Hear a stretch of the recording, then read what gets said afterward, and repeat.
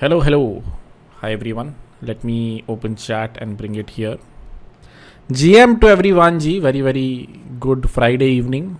How's everyone doing? My Friday evening was mildly chaotic, I would say. Some small issues. Light chali gayi thi, so I last moment had to uh, book a hotel, and then while I was there, light aa gayi. They had to come back. So slightly chaotic. Super 30th people are asking, what is partial sign? It's a good question. Basically means, as the name suggests, you partially sign the thing. Can you turn the hand raise off, Akash? Thank you. That's pretty much it. You partially sign a transaction. That's what partial sign means. And now everyone's raising their hands. Very nice. And hackathon results, give me the weekend. Probably Sunday. Sunday I'll sit and sift through all the projects. I'll probably get Sheikh or someone from the foundation in as well. We'll try to judge them and have the results by Monday most probably. Super 30, we found 27 people and 3 TAs wanted to join, so the lot is sorted. It's not, you're not missing out on much. It's online for the most part with probably an on-site towards the middle of it. So don't feel any FOMO. We'll try our best to get you everything that's being covered, even though a lot of things that are being covered there would be asynchronous, on a Slack or something. So you may or may not get access to, but videos, whatever else is being shot, hopefully we can share here. That's a high level on Super 30. We went through like 60 interviews yesterday. High level was some people were a little late, by which I mean they already have good jobs and there's no point of getting them in a batch like these. Some people were super early, they can't even build a basic merge stack application. So the goal was to find the lot in the middle, preferably people in their second year, third year, fourth year, or graduated and now don't have a job. That was the ideal market.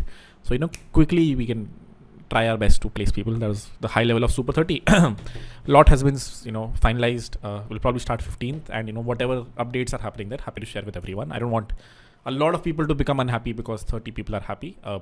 It's like nothing to be celebrated. Getting into a batch is never something you should celebrate.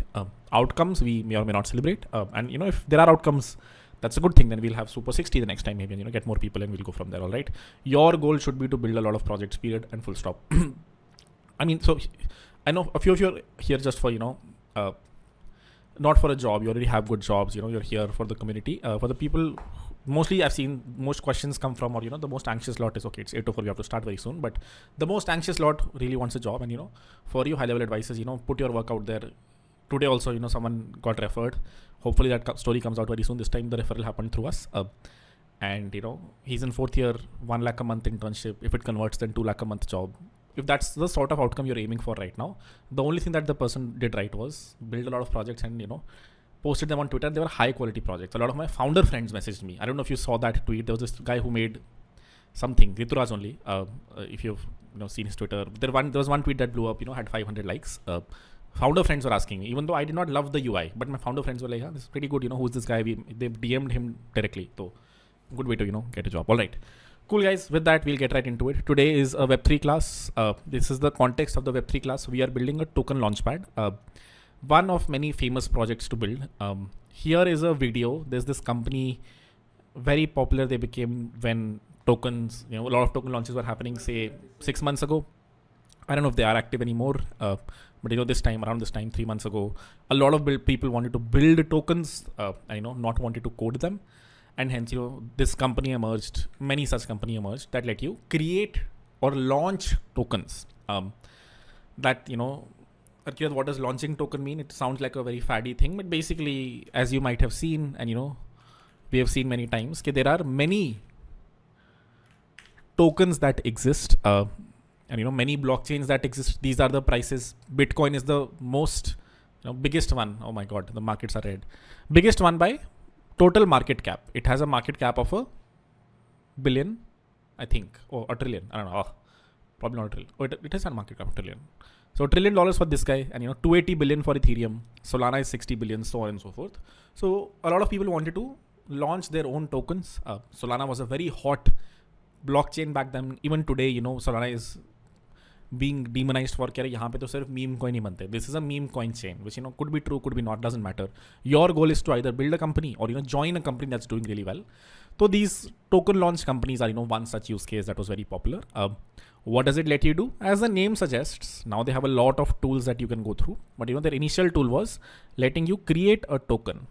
Basically, this token creator tool.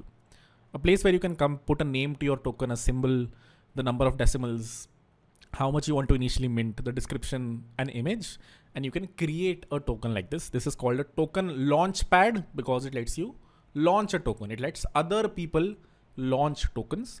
It's a website where any random person can come, a newbie can come and launch their own, let's say, Kirat coin. That is what we're trying to build today. We have built something similar in the past, but the challenges in building that are very different from the challenges in building this, because here the token needs to be created from my own Phantom wallet. The fees for this token needs to be sent from my own Phantom wallet. The owner of this token needs to be the person who came on this website. This isn't a CLI based mint creation. You are not creating a token mint using the terminal, using the command line interface. You are not here and writing, Solana dash token space mint. If you remember, we already done this, but this is slightly easier to do because this uses my own key pair, my own private key that exists on my machine.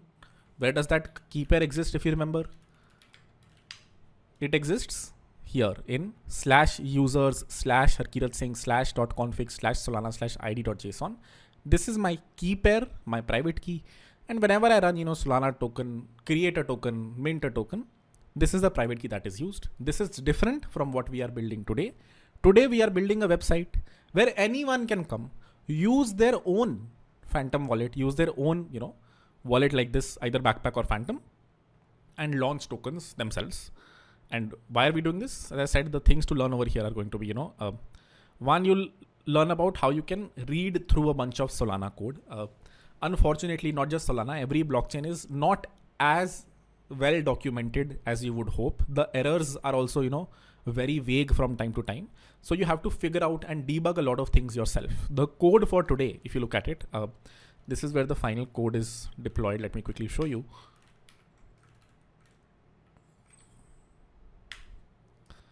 The code for today, when I was writing, whenever I came across an error, very hard to debug it. Like there was no clear error message.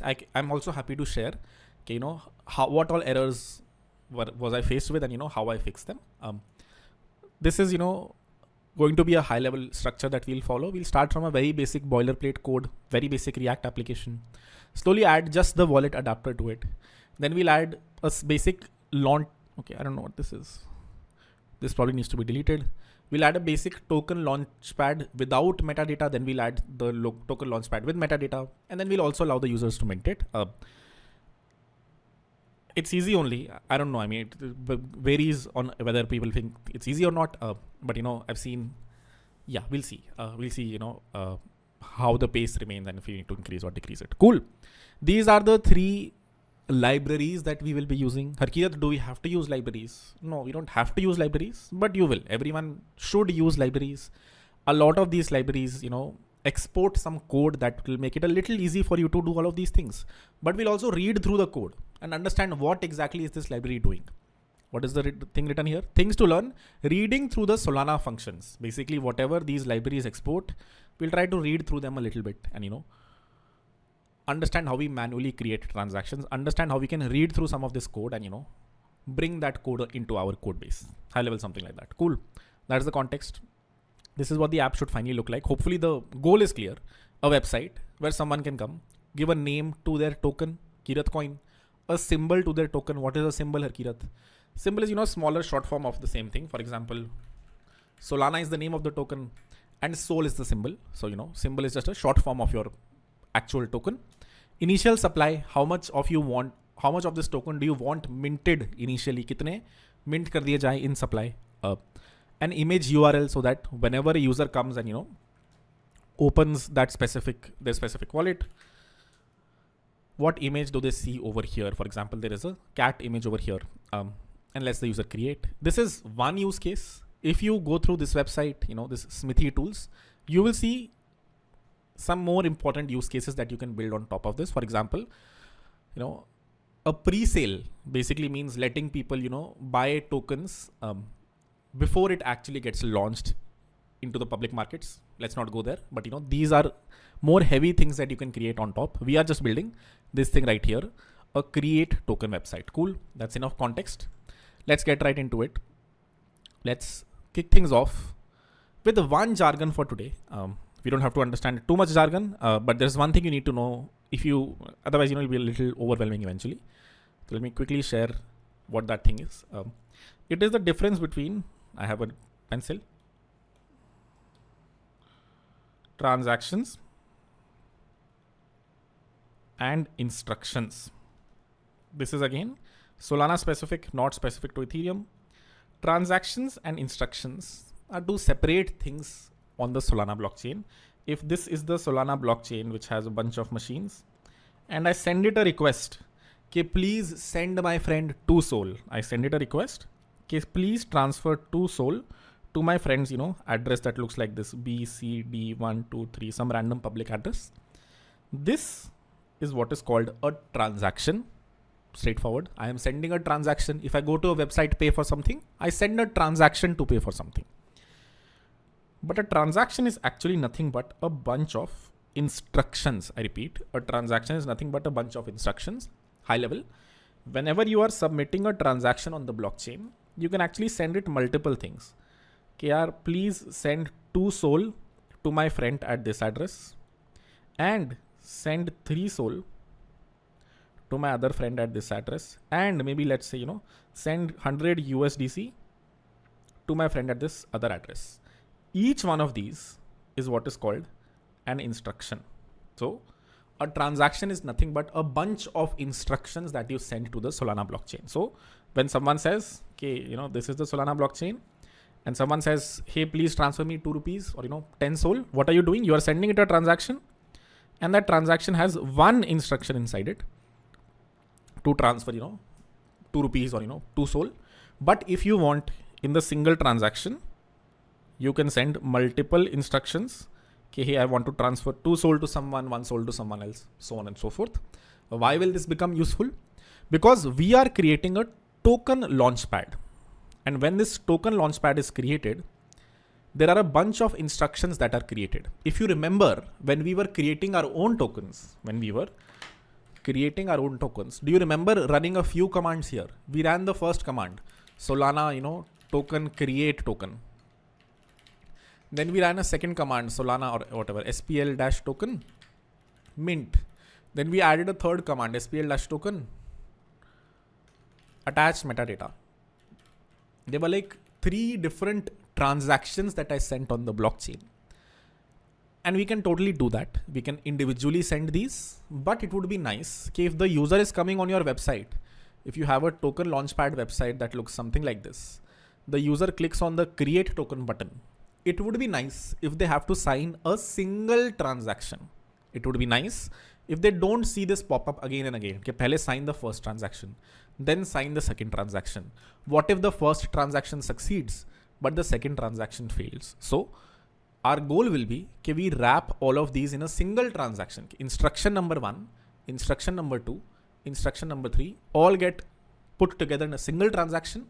The user, when they come on the website and click on the create token button, the pop-up comes a single thing they have to sign.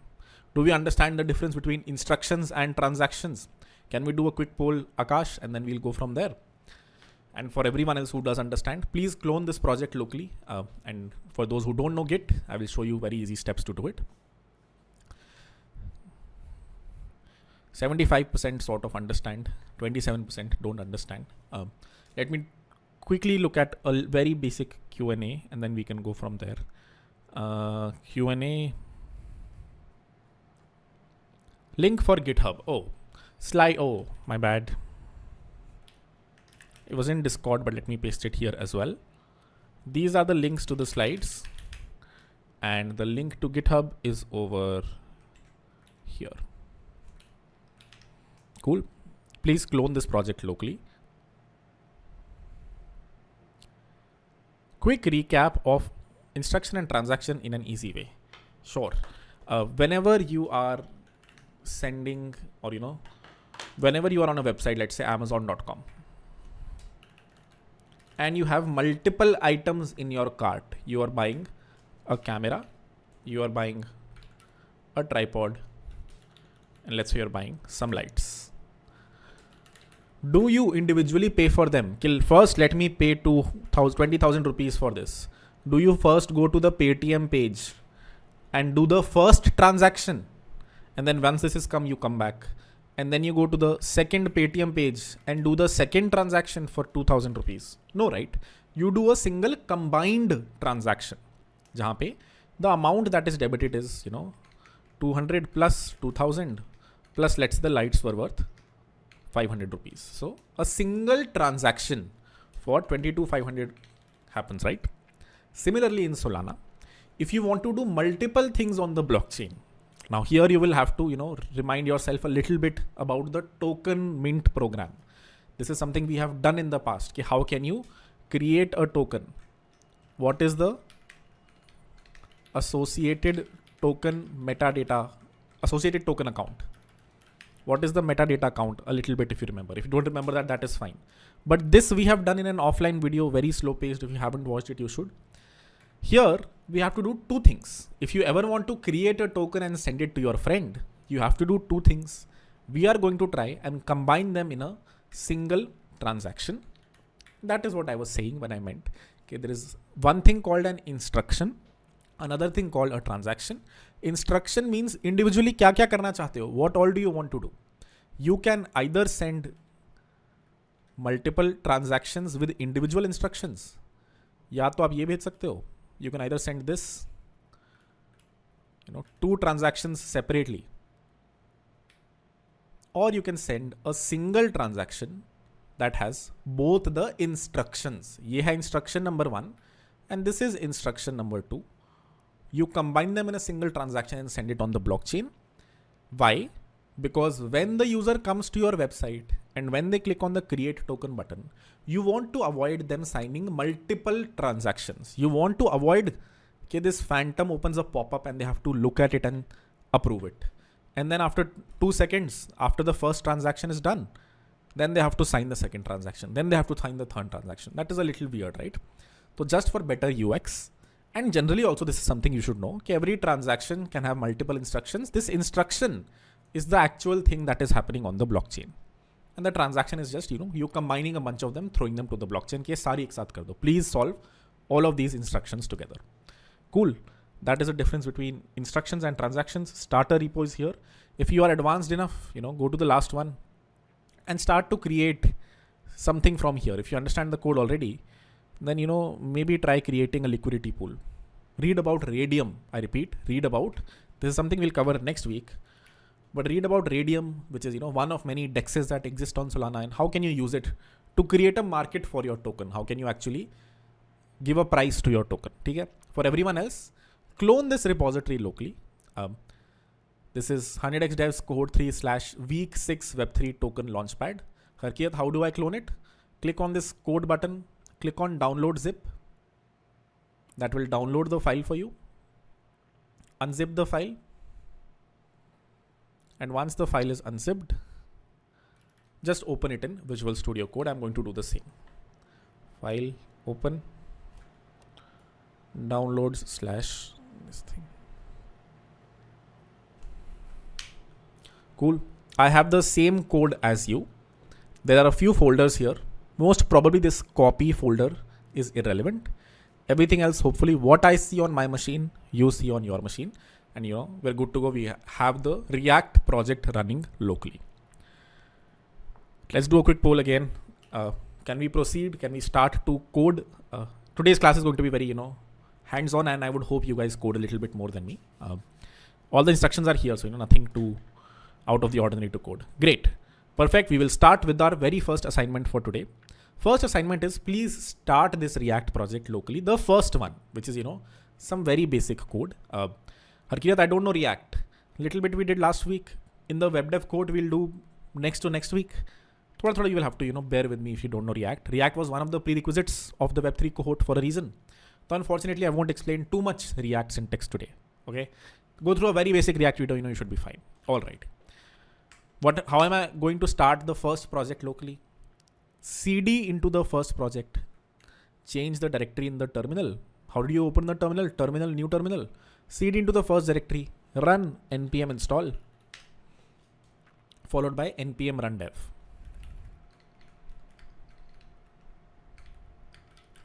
What are the two commands I ran? Npm install to install all the dependencies. Npm run dev to start the React project locally. And when I do, it says website is running over here on localhost :5173. If I open this, I see the UI for a website. Now this code is very simple. Let me take you through it in a minute. But this is sort of what we want, right? We want a website like this, but there are a few input boxes. User can come and, say, I want to create the Kirath coin. Symbol will be KIR. Image URL, they will give some image URL where this image is hosted. And, the supply is a billion of these tokens. They click on the create token button. A token is created for them on the blockchain. That is what they want. That is what this website is. This is just the UI for it. And if you already know React, you've probably already gone through the code base. What is the code base here? If I go to source/app.jsx, I repeat, one token launchpad source app.jsx. If I go here, you will see. Now, the people who don't know React, you'll be a little overwhelmed for me for a second. But basically, what have I done here? In the app.jsx, I say, I want to render the token launchpad component. I repeat, I have created a different React component called token launchpad. Think of a React component similar to an HTML tag. And the code for that resides in this other file. I have imported that component at the top. Here, import token launchpad from this thing. And if I hover over this and press enter, command hover over this and go to the definition, you will see it returns very simple HTML. A div tag at the top. It has some styles that centers the thing. Don't worry about the styles. But the code that you see on the right is actually written over here, the HTML for it. A div tag which has some styles to center the whole thing vertically. A heading that says Solana token launchpad, that is what you see over here. A few input boxes, that is what you see over here. And lastly, a button called create a token that you see over here. Harkirat, can I write this directly in HTML? You can write this in an HTML file, but don't do that. Follow React for now. A lot of the libraries that we'll be using, they work with React. It'll be a little hard for you to make them work in raw HTML. So let's stick to React for this class. Let's hope we understand this. To recap, I have the very first folder here. These are all separate projects. We'll slowly build from the first one to the second one. For you, if you are coding, don't look at this code. Just stay here and try to code yourself. All the instructions are slowly here. We are building up to the final code base step by step over here. So try to, in the very first one, slowly try to, add more and more code and make this functional rather than directly hopping to the last one and being like, okay, I understand everything. Try to code yourself. Cool. 1 hour we'll be done. And, then answer questions. We'll do bounties after that as well. Okay? But try to code for the next 1 hour and pakka $100 bounty for someone who can quickly create a repository on top of this on how can you attach a DEX. How can you do this? How can you create a liquidity pool? Use any DEX that you want. $100 bounty if you're able to do it by 9:30. Okay. Let's kick things off. First one is done. If I go here, I see this very functional UI, doesn't do anything. Let's see how can we add functionality to it.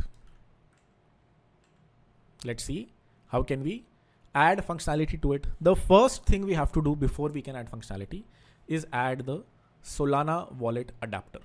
We discussed this last week, 2.5 hours. We only did this. So can you add the Solana wallet adapter to your own project? Harkirat, I don't know what it is. Then you should go to the last week's video where we have covered this, in fair detail. Okay, what is the Solana wallet adapter? What is it used? What is a decentralized app? And how do you create one? It's covered over in last week. So if you don't understand, maybe drop off and go to the last week's video. For everyone else, I've written the steps here, but hopefully you understand / remember a few steps from last week. Take 5 minutes and try to do this. I'm going to look at Q&A until then. By the end, I don't have a UI here, but let me show you what your UI should look like by the end. Your UI, so do this here. Just code over here. Forget about all of these. These are the solutions, but your goal should be to write all of this code in the one token Launchpad starter. If you get stuck, then feel free to go to the real code over here. This is the solution for every stage. Let me quickly show you what the final result should look like after you have coded the thing.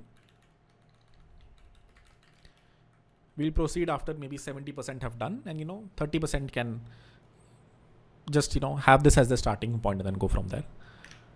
Because everyone will take some time to code. The final thing should look something like this. You should just see the wallet buttons over here to connect a wallet, for example, backpack, and disconnect it if need be. Cool. That is the only extra thing that is added. Please code it yourself. And instructions are in the slides if you want to follow along. But we did this last week, so I would urge you to go here and try to figure it out yourself. All right, let me look at Q&A. Tell about setting up again. Setting up ke liye, download the repository, step 1. Click on this green button, click on download zip, open it up. Okay, that is step 1. After you open it up in Visual Studio Code, I hope you understand how to open a project in Visual Studio Code. Then step 2 was, number 1, open the terminal, new terminal. Step 2, cd /token launchpad starter. Go to that directory. Step 3, npm install. Step 4, npm run dev. That is how you can run the project locally. If npm install is giving you an error, oh boy, try yarn install. Try npm install -g yarn. First run this, then run yarn install. Explain the $100 bounty again. The bounty is, try to build something like this. Create a liquidity pool. What does that mean, Harkirat? What is a liquidity pool? It is a pool. You should go to a video on YouTube that I have on liquidity pools. If you don't know it, it'll most probably be very hard for you to implement it already. But basically, you have to create a page like this. They also use Radium only. So, use a decentralized exchange and create a liquidity pool where you have Solana on one side, let's say, and your own token on the other side.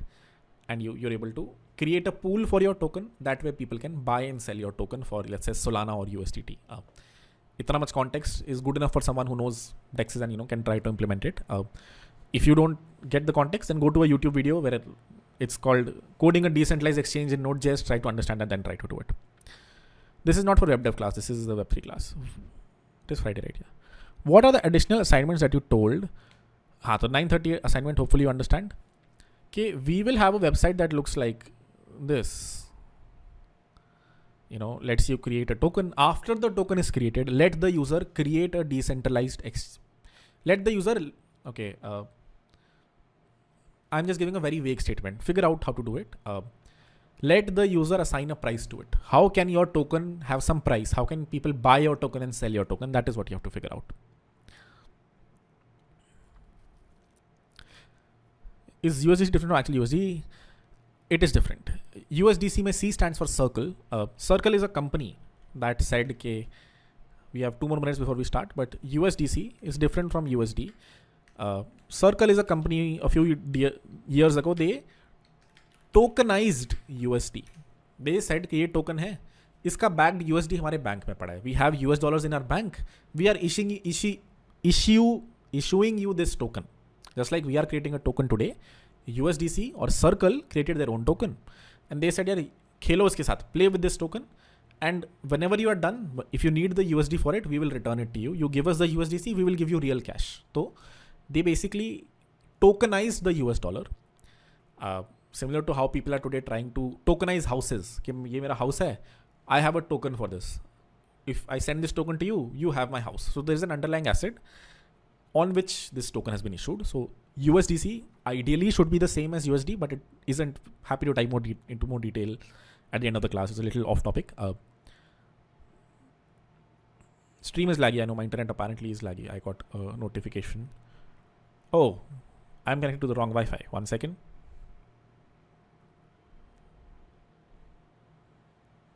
Sorry about that. It should be better. Can you guys still see me? I just changed my internet connection. Can you guys see me? Yes or no? You guys can see me? All right. Sorry about that. Two more questions and we'll start. Someone asked, why no INR stable coin? Because the Indian government does not let you do it. You can't just create or tokenize anything out of thin air. If you do it, there are regulations. And how does it work on the stable price? Basically, the way it works is, if the price ever goes up, if the price ever becomes, let's say, $1.5, then someone will come and go to Circle. This is the Circle organization. They, let's say, sit in the Bahamas, and they will give them real cash. They will give them $1 million of cash. Kya ye rakh lo. Please give me 1 million USDC in return. They will get back 1 million USDC. They will quickly sell this 1 million USDC, for something else. Let's say USDT, which is another stable coin. And that way, the price of this will start to go down. Eventually, it will reach back 1. So the reason the price remains close to 1 is because there's a central authority that is always following the promise. They always follow the promise. If you give them $1 million, they will give you million USDC. If you give them million USDC, they will give you $1 million. There is someone who is pegging it to $1, which is why if the price ever goes up or down, arbiters come into the picture and they make money on the arbitrage, push the price down to $1.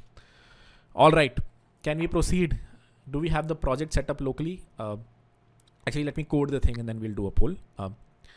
The goal was to add the Solana wallet adapter to our existing code base. What does our existing code base look like?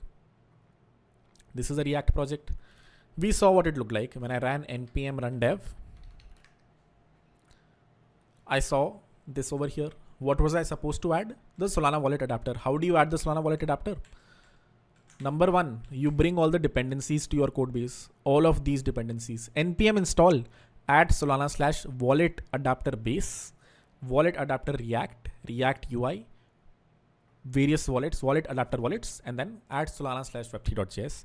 Each one of these does something. This one, for example, is probably just the base code that works with Next.js also, Svelte also, React also.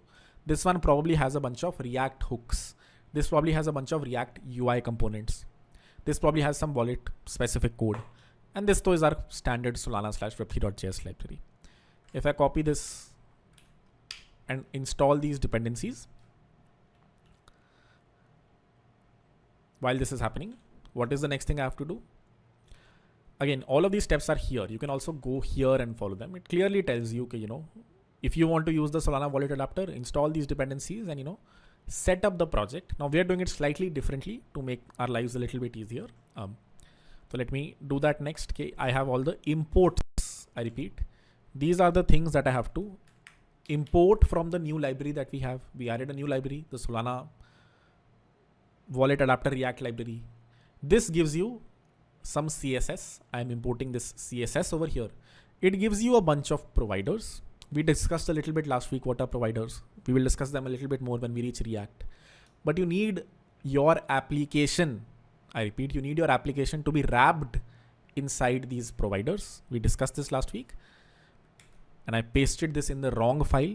I need to paste all of this in app.jsx. In my top level component, I will add all the imports. I repeat, I will add everything that I have to import from these external libraries.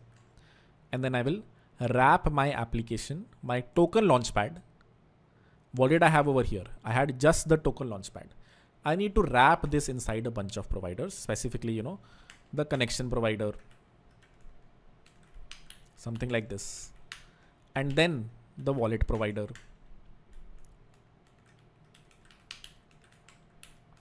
Harkirat, why is wallets empty over here? We discussed last week. You don't have to specify any wallets here because most wallets that you see, if you see Phantom and Backpack, they follow something called the wallet standard. So it will automatically detect them. You don't have to explicitly give them. If there is some faltu wallet that is created in the future, then you have to, specify it explicitly over here. Here, what is this endpoint? This is the RPC endpoint where we'll be hitting all of our requests. And then wallet modal provider is the third provider that we have to use. We sort of wrapped our application inside 3 parent components. Do all 3 of these do something visually? No, they don't. Visually आपको कोई फर्क ही नहीं दिखेगा. You will see no difference. If I run npm run dev again, this is what I've added. If I run npm run dev, what do I see over here? I see nothing. Visually everything is the same. But you need these three providers to provide something. What are they providing? We will get to eventually. We discussed last week as well. What is the other thing we need? We need a button over here in the top left that lets you connect. A button at the top right that lets you disconnect. So this code over here, let's try to read through it. Where am I pasting this code? Right above the token launchpad. This UI is rendered how? Let me open this on the right, open this on the left.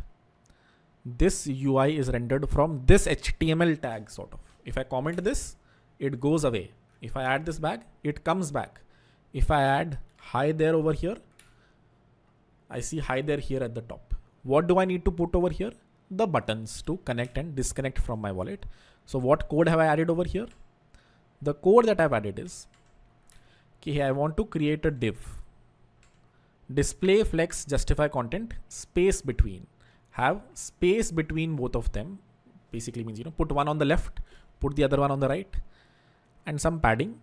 And then I render the wallet multi button, which, gives you this purple button over here, and wallet disconnect button that, is this other button. You can write more custom logic to make sure only one appears, but this is a great start. And, just to make sure it takes the full width, I added top level div. Feel free to not add it as well. This is also good enough. This is what it looks like. What did I do again? I wrapped my application inside a few providers, and then I added a div which renders a wallet multi button, this thing right here, wallet disconnect button, this thing right here. Where do these components come from? They come from at Solana/wallet adapter React UI. Just how I created the token launchpad component, someone else has created this component and this component. Can we do a quick poll? Do we understand this code? Do you understand slide number 2? How can you attach Solana wallet adapter to our code base? This was something we did last week, so should be simple. 87% is good. Let's proceed. 13% ke liye, happy to answer it. But as I said, there are slides from last week. Sorry, the video last week covered this exactly. Slide 2 is done. Slide 3, or the next step. Now we have to add some real functionality over here to create a token. How can we do that? How are we doing it locally? Sir, locally we were using the Solana token or SPL token CLI. The SPL token CLI would under the hood send out a bunch of RPC requests to, create a token, mint a token, so on and so forth.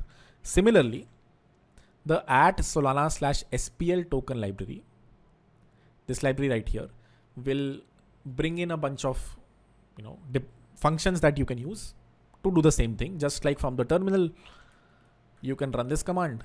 From, the Node.js code that we're writing, we'll also be able to use a few functions from here and, mint tokens, create tokens, so on and so forth. So let's bring the dependencies to our code base. Again, the final code base is already here. 3 token launchpad without metadata. But I would urge you to, keep building on top of what you are already writing. If you were not able to do step 1 yourself, 1 to 2 yourself, you can start from here and do 2 to 3 yourself. Step 1, adding dependencies. Let me do that. npm install add Solana/SPL-token. What is the name of the library? SPL-token. Solana programming library -token. It has the code base that lets you create tokens, delete tokens, mint tokens, things like these. And the other one is our standard. We already added this, so we actually don't need to re-add it. Either way is fine. We reinstalled this library. Cool. Step 2, add polyfills to ensure a few node APIs are available. We'll get to this very soon. I did not add the code here. Let me take you through this manually. Basically, if you remember, or maybe you don't remember, that is fine. Let me re-explain. There are a few functions that are available to you in Node.js that are not available to you in the browser. I repeat, there are a few things that are available to you in Node.js that are not available in the browser. Whenever you use these libraries, if you use this library, it will hope कि ये function यहाँ exist करता है. Buffer, for example, is something that exists in Node.js. If I open a terminal, type node over here and type buffer, it tells me buffer is a function. This buffer is very similar to a uint8 array, if you remember. This uint8 array is very similar to a buffer. It's an array of bytes, but your browser doesn't have it. Your browser, if you type buffer over here, you will see it says buffer is not defined. Now the problem is कि ये जो library आप use कर रहे हो, this library that you are trying to use, it uses this buffer and a bunch of other Node.js APIs. It uses a bunch of functions that exist in Node.js, don't exist in the browser. So for that, we sort of try to bring these functions in our browser. There are various ways to do that. In React, or specifically the way we are using React, you have to follow 2 steps. I will write them down here as well. But step number 1 is you have to bring in a library. Let me just share the library with you.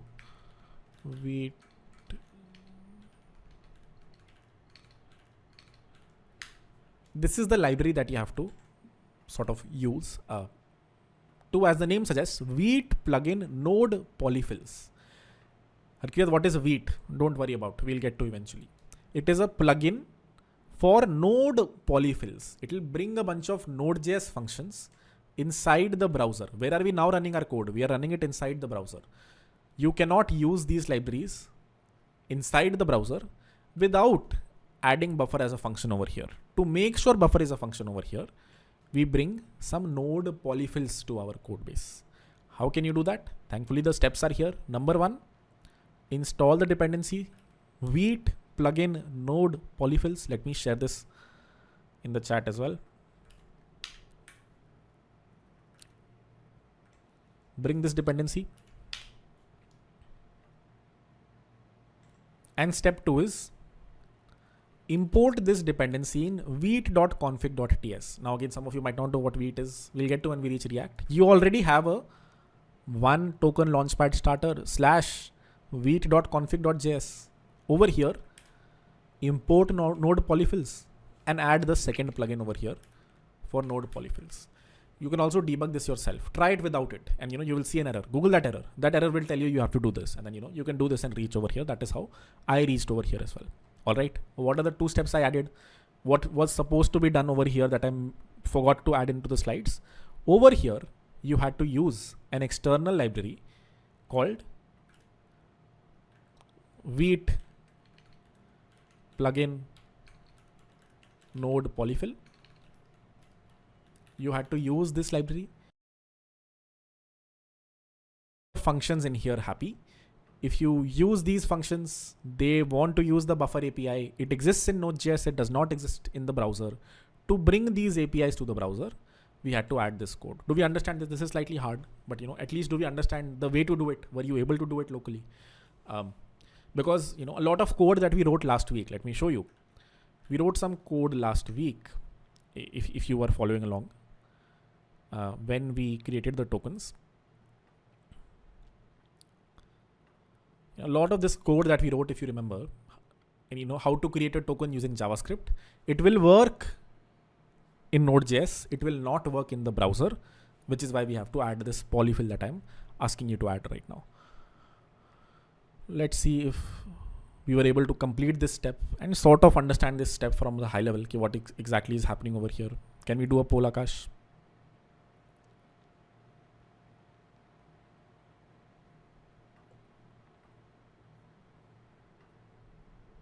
Sort of we understand. 75% understand, 25% don't. Okay, we'll take a small break. Anyways, it's 8:45.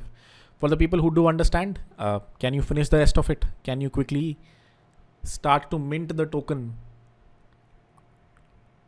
Oh, actually, you might not be able to. A lot of more complicated things coming. But before that, let's take a small break of, let's say, 10 minutes. Let me answer a few questions in Q&A. Please tell the polyfill again. Can you recap polyfill? Sure.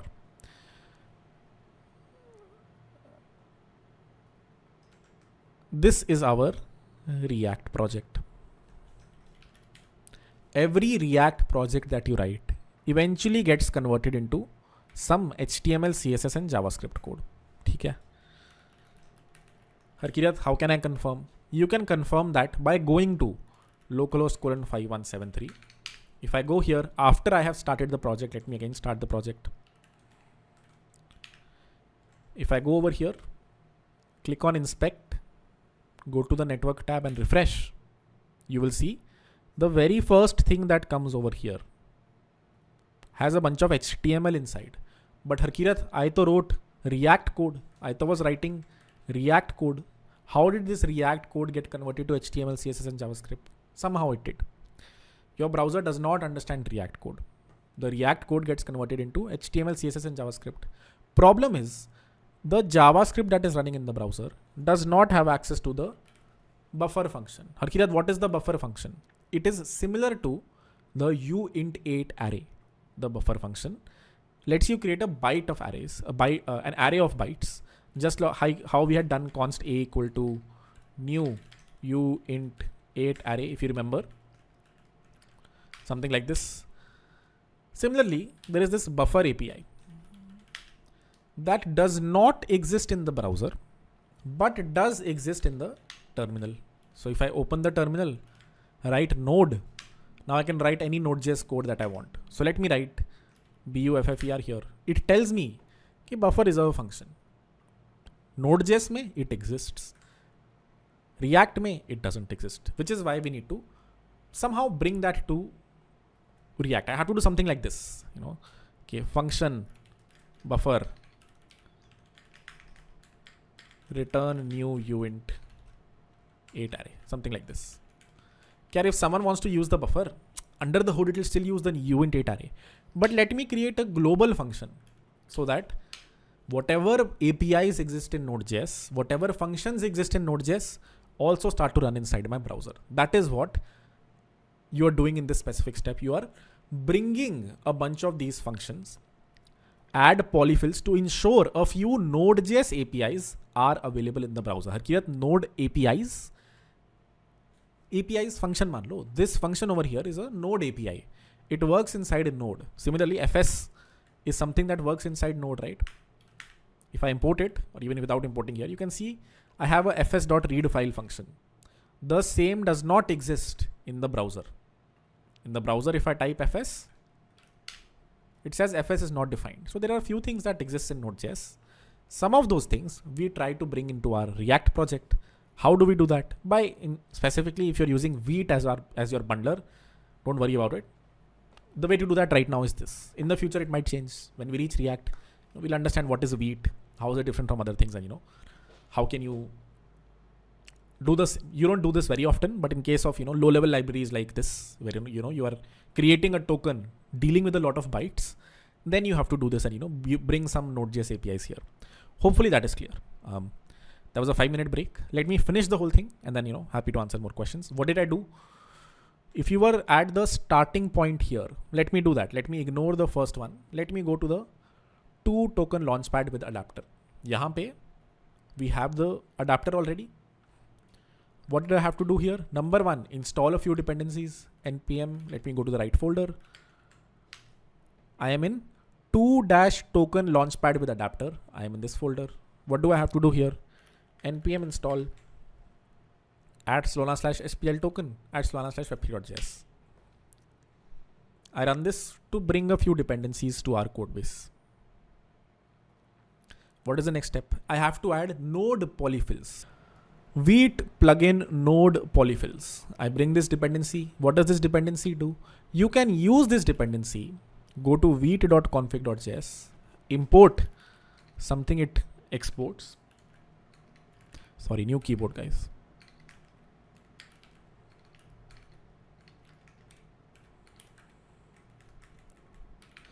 It exports many things. The thing that we want to use is,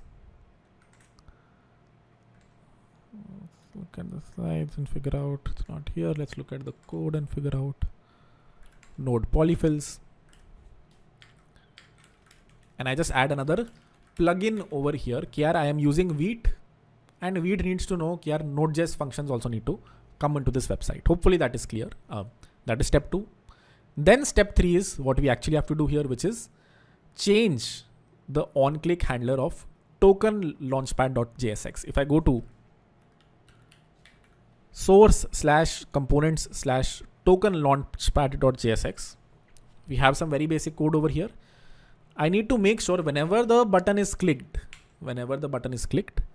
I actually, call a function like create token. I call a function similar to create token, called create token. Harkirat, what is this syntax? This is how you add a on-click handler to a button in React. It is different from how we have done it in HTML. This is how you do it in HTML. Something like, you get the idea. This, and this is how you do it in React. Is just give the name of the function. Question is, what code do I write over here? How can I create an actual mint on the blockchain? But before we proceed, let me do a quick poll because some theory is coming after this. Akash, can we do a poll? Are we good to go, guys? The answer could totally be no. If this is the first time you're seeing this, probably going to be, a little overwhelming. All right. I think that is our cue to finalize. Web3 code will probably be, I will need to have some components offline. Let me open Q&A. Where are you guys stuck? Tell me.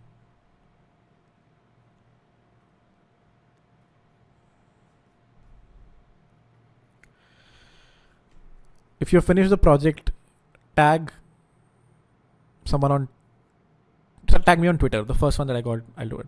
All right. Percentage of the poll was 75. 75 were good. Did you hear that? I think I don't know React. Okay, got it. Doubts.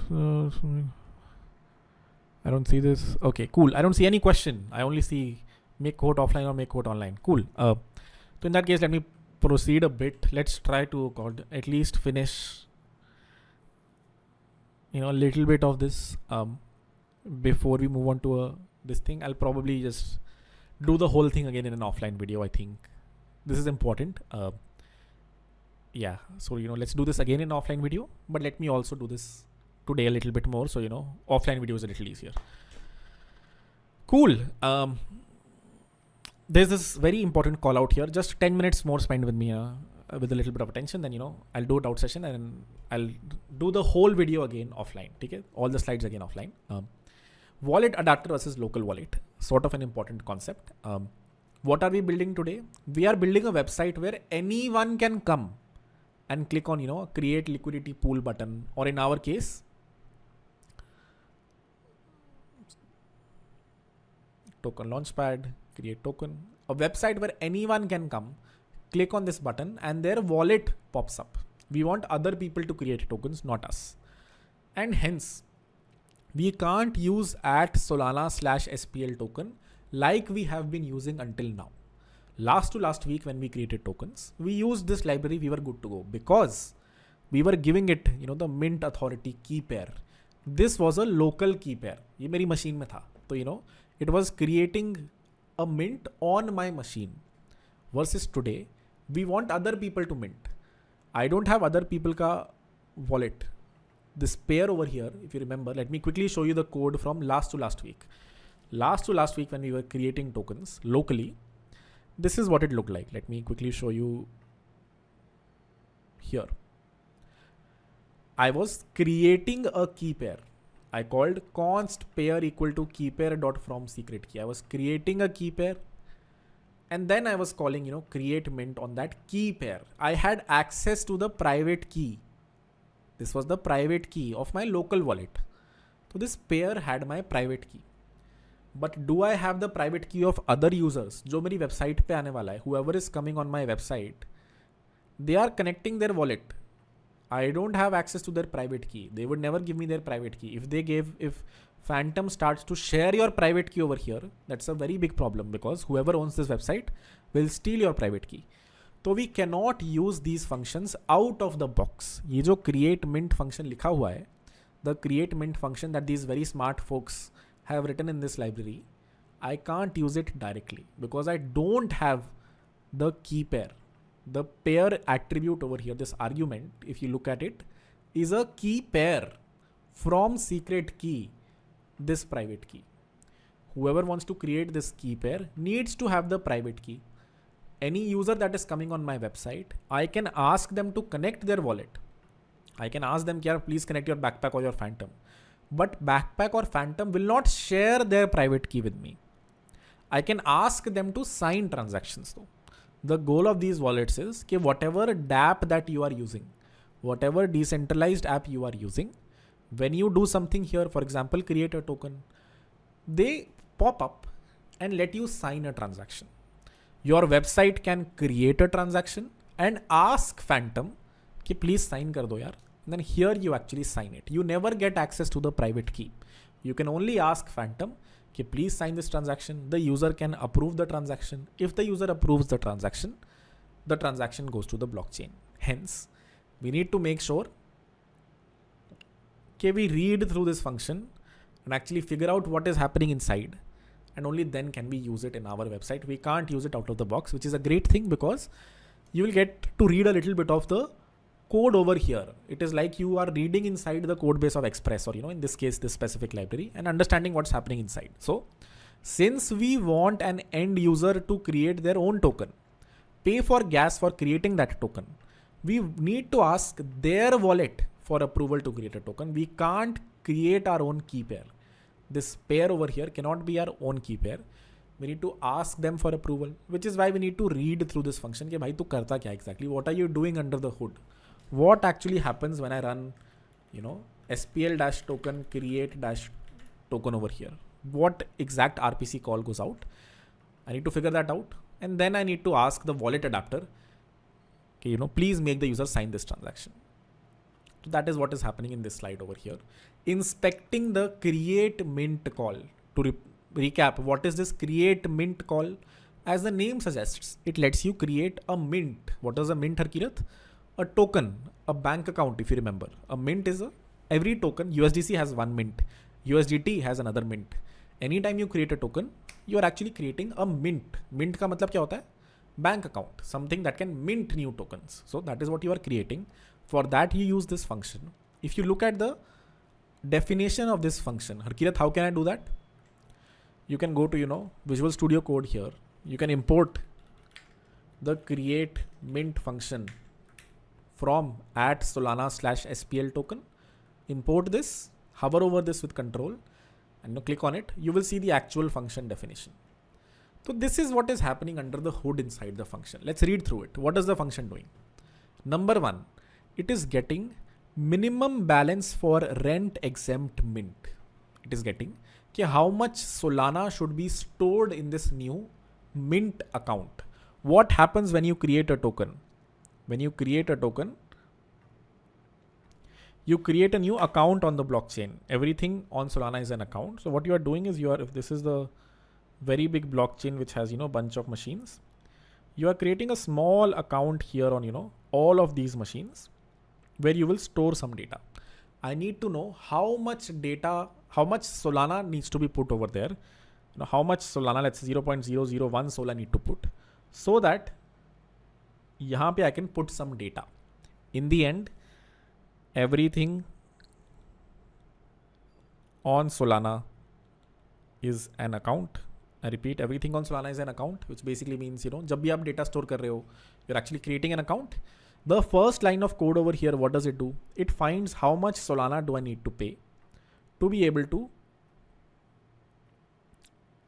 create this mint account. It uses a different function that again comes, somewhere in this library. You can also hover over this function and actually see what this does. What does this do? This uses another function, get minimum balance for rent exemption with extensions. If you go over here, it goes through this function, which calls another function, get minimum length using extensions, which goes through this function, get minimum balance for rent exemption using this mint length. This mint length, go over here, you will see, mint size. I mean, if you keep going here, you can read through it. This is actually the actual mint size, the amount of bytes that are stored in the mint account. And then, so if you go over here, you can keep going in there and find out the actual number as well. But high level, do you understand? Hopefully we understand this function or this function call over here. Our create mint function would number one find the number of lampposts, the number of Solana that you need to store in this account. Then it would create a new transaction. What did we learn? We can create a transaction which has multiple instructions. I am creating a single transaction that has multiple instructions. Instruction number 1, comma, instruction number 2. What is the first instruction? Now here is where you need to probably know the system program. But let's say you don't worry about what the system program is. It says create an account from this public key. This public key will pay for it, which will be, in this case, be your end user. This is the new account key public key. Whatever new account you are creating. You guys are confused by a lot, right? I mean, let's do a poll. So let me finish this, then we'll do a poll. Basically, what is happening here is you create a new Mint account. To create a new Mint account, you first create a key pair for this new Mint account. You first create a public private key for the new Mint account. If you remember, I said, okay, now we are going to, on the Solana blockchain, create a fresh account. So this new fresh account that we are creating on the Solana blockchain, I create a key pair for it. Kya ye rahi iski public key? This is the public key of this new account. This is the private key of this new account. Okay? That is what I do let me show you what line of code does that.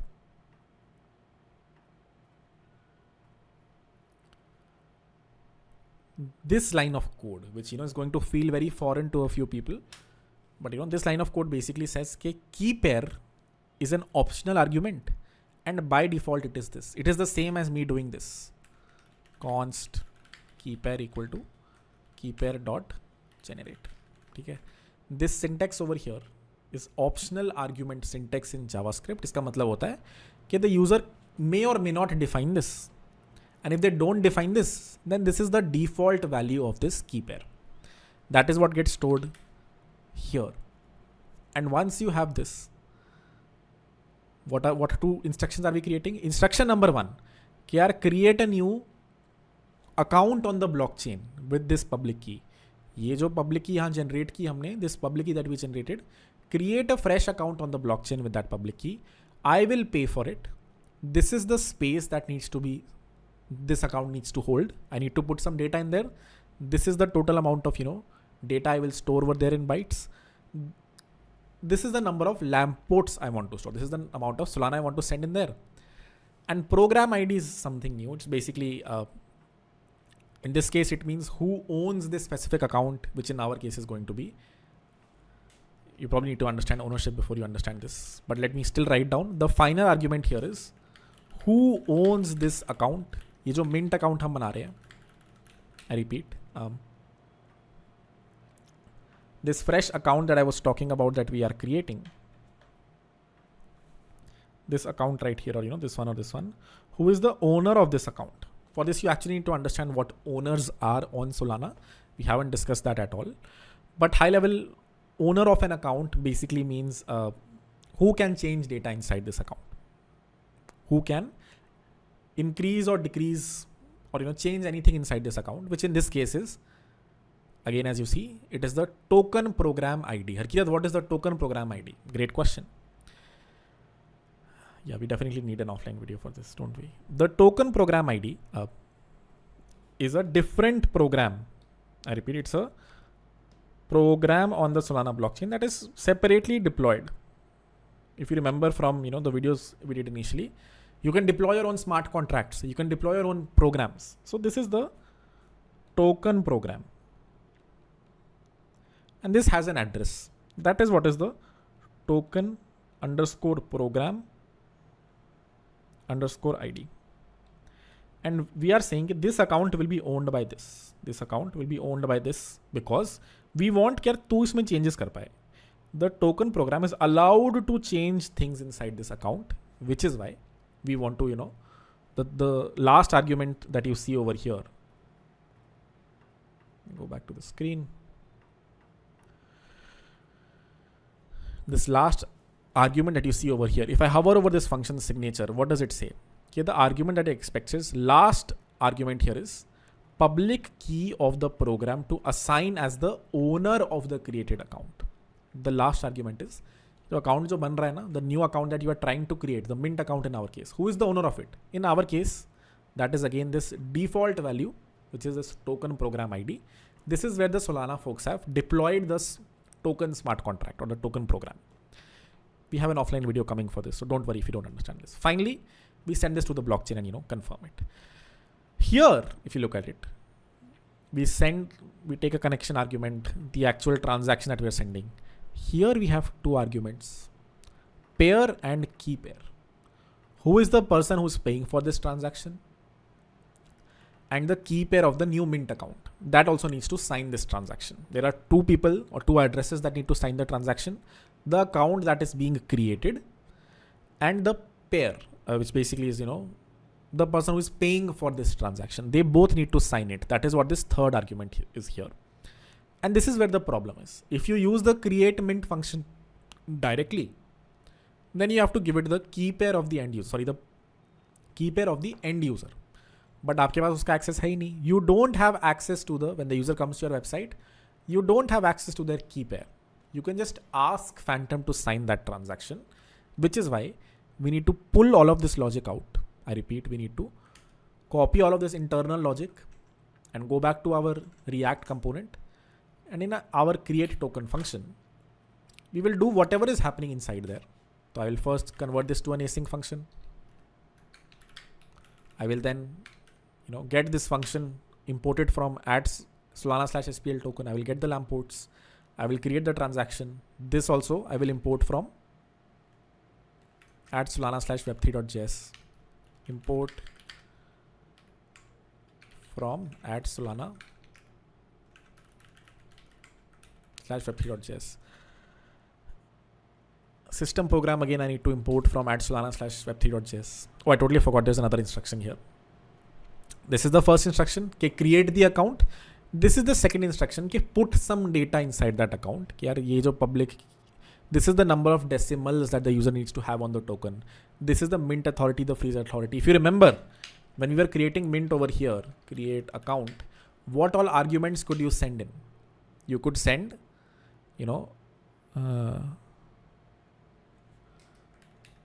create account ही था ना. You could send,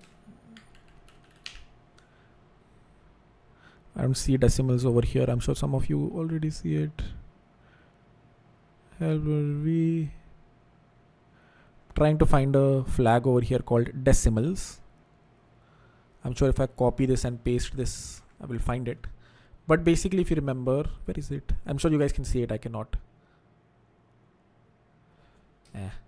If you remember, we could specify the number of decimals that this token can have.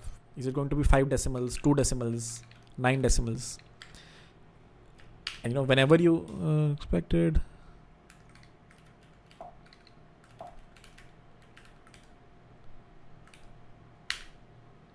create token, my bad. It's not create account.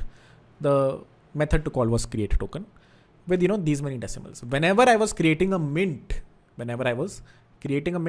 I could pass the number of decimals inside. And you can pass a bunch of other things. For example, who is the mint authority? Who can mint more tokens in here? Who is the freeze authority? Who can freeze the tokens over here? You can pass it here as well. Freeze true or something like that. This flag can be passed here as well. And what does this flag do?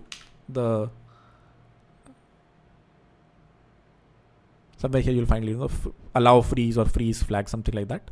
Freeze flag, something like that. Which basically lets the person freeze this token as well. बहुत confused कर दिया ना मैंने. Basically this instruction over here or this function over here is the same as what you were doing here when you were creating the token. When you call this create token function, it creates the underlying account. Here we had to first create the account and then put some data in there. Specifically, how many decimals will this token have? Who is the mint authority of this specific token? Who is the freeze authority? Who can freeze this specific token? Who can mint new tokens from this specific, token mint? Cool. So that is what, this transaction does. And then we need to send it to the blockchain. The problem is we don't have the end user's key pair, which is why,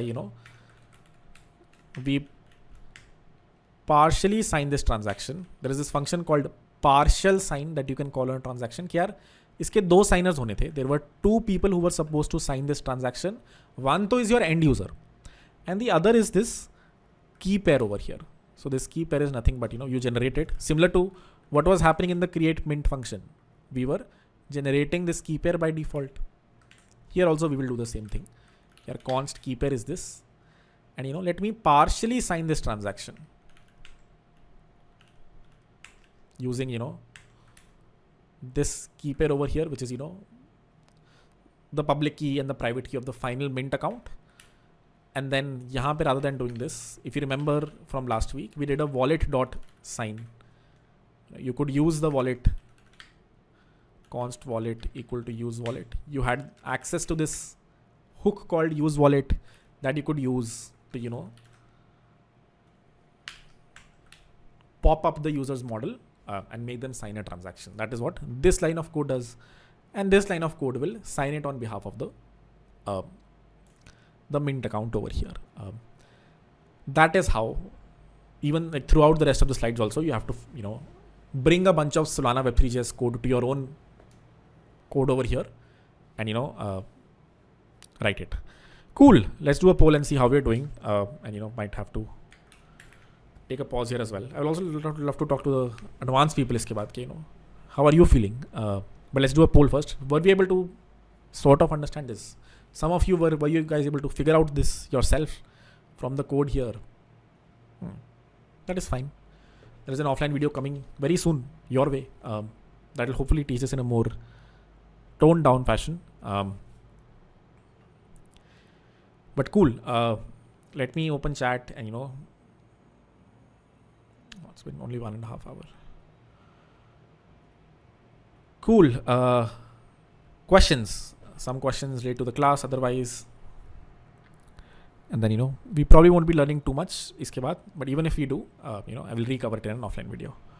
Basically, transaction is like a biscuit packet where each biscuit is an instruction also. Yes, that is true. Can you talk more about the USDC pegged to the dollar thingy? I'll look at this eventually. Let me just answer a few questions first. USDC pegged to the dollars is basically, let's say today I wanted to create an INRC coin. So what will I do? I will first go to HDFC Bank. I will create a bank account there.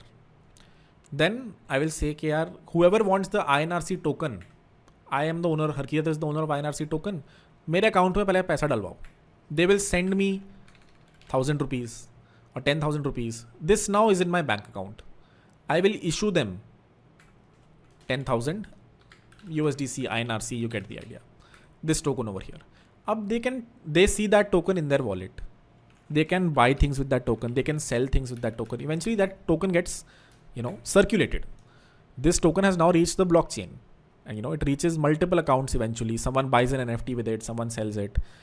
Eventually, this 10,000 INRC, let's say 5,000 is with one person and 5,000 is with another person. Now, if this person wants, they can send me back INRC. I will burn this INRC. I will send them back 5,000 rupees. So you can always be sure that there is someone here who will peg it to the dollar. There is someone जिसने उसके reserve रखे हुए हैं. It is the best business out there, right? This person will keep eating interest. He is getting 5%, 7% interest from HDFC Bank. He has issued a token. Everyone is using that token. He is getting rich. Iska bank account, let's say, what is the current market cap of USDC? It is 7.7 billion. So these pies have, that's not exactly true. They have, their assets in various places, but let's say they have 7.7 billion in an account, and all they had to do was issue 7.7 billion USDC. Now that's fragmented in various people. I also hold some USDC. You might hold some.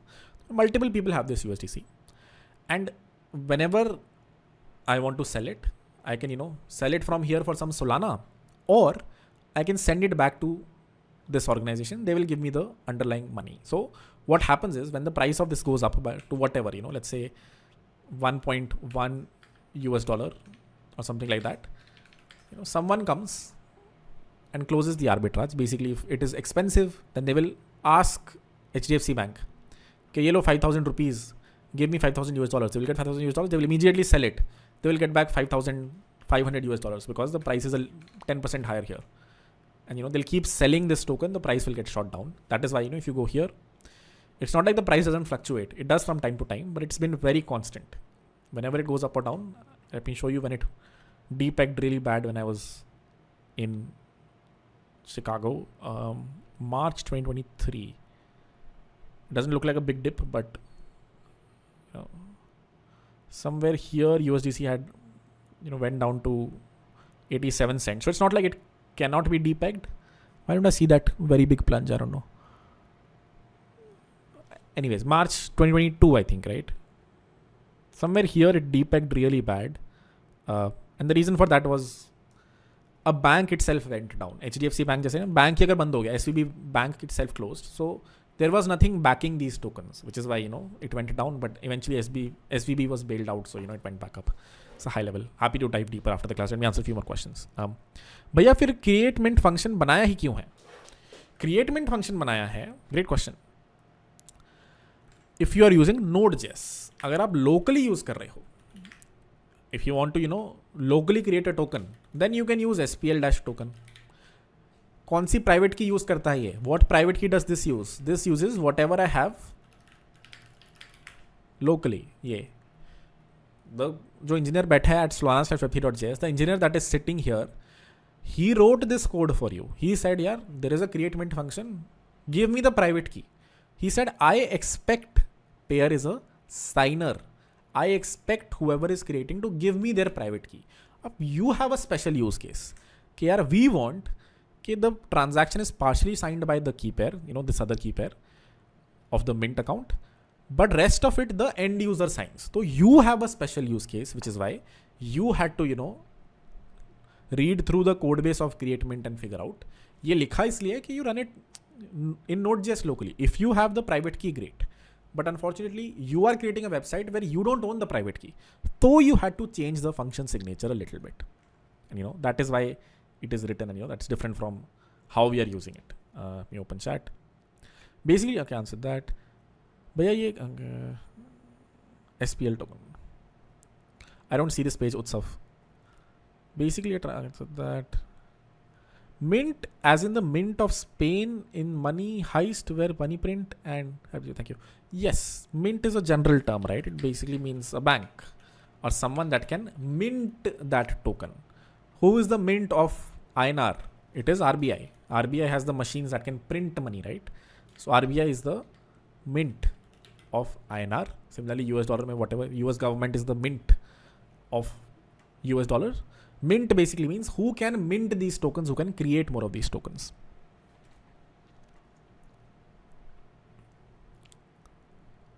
Basically, a transaction is like that is correct. Is there an argument that Web3 is not becoming mainstream because it consumes too much energy?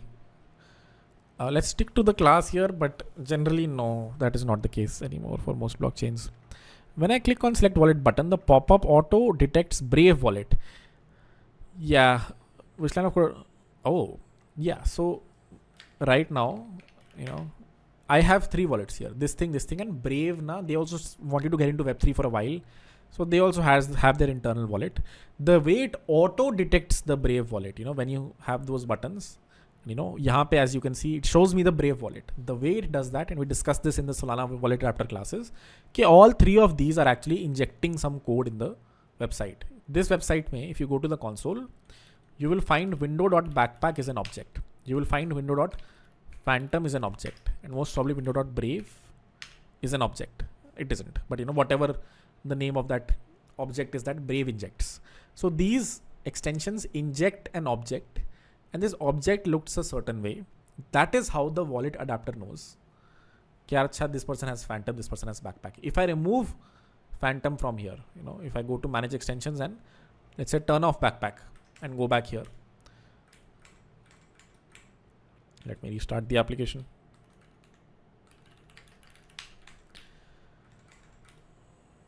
Then I will only see phantom and Brave wallet. I don't see backpack anymore because backpack is not injected as a variable in this website.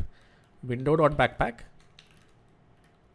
doesn't exist anymore, but window.phantom still exists. So the way the Solana wallet adapter works, the thing that shows you this model is it goes through the window object and figures out which one of these follow a certain format, and based on that, it decides.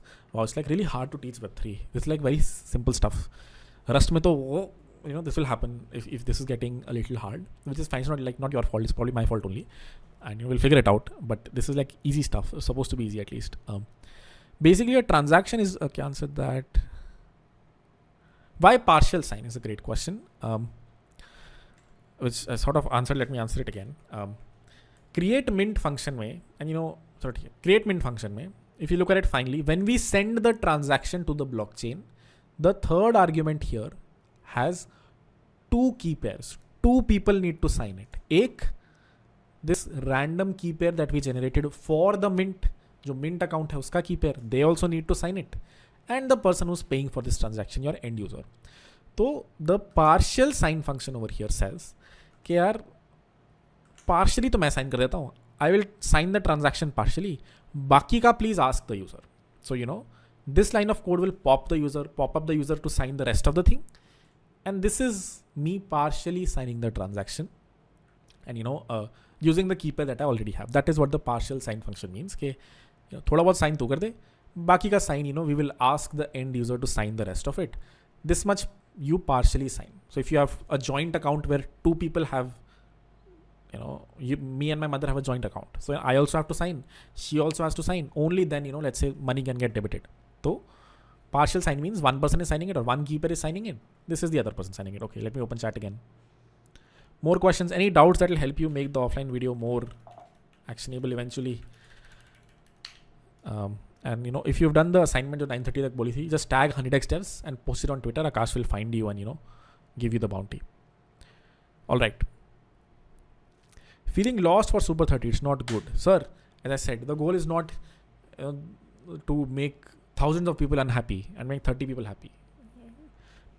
Nothing is going to happen there. Trust me. The more you put people on a pedestal, the more granted they take. Versus you have the fire now and I've given you a clear path. I've told you the people, we have just started the code. It's been a month. The people who are already being referred are people who just built very good projects and tweeted them. Some of them went sort of viral and, founders found them like them.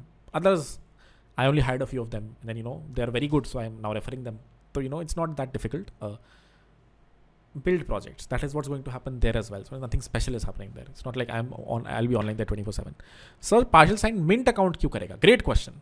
Partial sound mint account इसलिए करेगा क्योंकि when you have to create an account, when you use this create account function, unfortunately, जो account आप बना रहे हो, the account that you are creating, which in this case is this, has to sign the transaction. अब ये just is a restriction on Solana's side. Even I was confused the first time कि why does account कोई भी account किसी का बना दे, but here when you want to call the create account function, जब आप कोई account बना रहे हो, then the account that is being created needs to sign that transaction.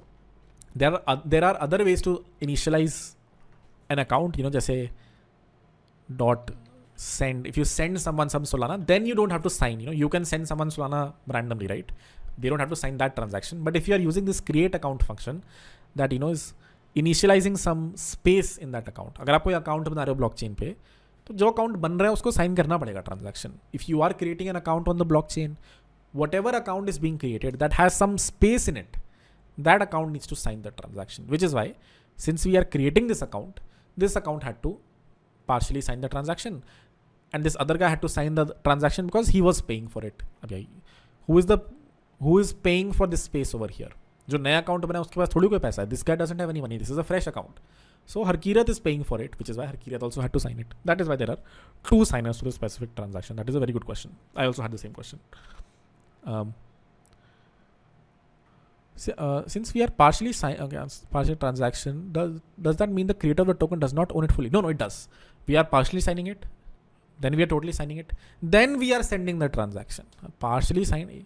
One person signed it. Did not reach the blockchain yet. Other person signed it. Then it was broadcasted to the blockchain. Both of them are signing it. The person actually does own it. And this will become more clearer when we reach the... There are a few jargon that you need to know of that I should have probably covered before this only, which is owners and authority. So that will make your question a little bit clearer. Okay, does the user completely own the account? The answer is yes. Even though it's partially signed, it is written over here. Partially signed by this guy, partially signed by the other guy, then it goes to the final blockchain. Notion doc, what I wanted to read. यार ये तो मुझे बाद में देखना पड़ेगा. 6 How can you ensure that your application remains compatible with updates to the wallet adapter? Say if Amazon integrates wallet adapter, तो वो भी डैप हो जाएगी. How do you ensure your application remains compatible with updates to the wallet adapter? So the wallet adapter shouldn't put out updates, and if they do, they shouldn't be breaking updates. This is a very sensitive project used by thousands of companies. So if they update anything, it will most probably be backwards compatible if the wallet adapter itself changes. What was the other question? If Amazon integrates wallet adapters, तो वो भी dab हो जाएगा, बिल्कुल हो जाएगा. If I go to Amazon.in and if I add items to my cart, I reach the final checkout page. Too much trauma with an AC today. Buy now. When I reach the checkout page, if there is a connect wallet button here, and then I can pay using my Phantom wallet, then yes, indeed it is a dApp, right? It's a decentralized application because you are paying using your own, this thing. All right. Opening chat again. Since we are partially, okay, answered that. Notion doc. Can you ensure that your application remains compatible? Okay, answered that. Since we are partially signing the token, does that mean the creator of the token does not own it? Answered that. Same questions posted multiple times. That just makes it very hard to look at the questions. Right, using. Okay, I will look at that. What is that? Oh, this thing right here. Cool. I'll try to get one of those things. Open board. Alrighty.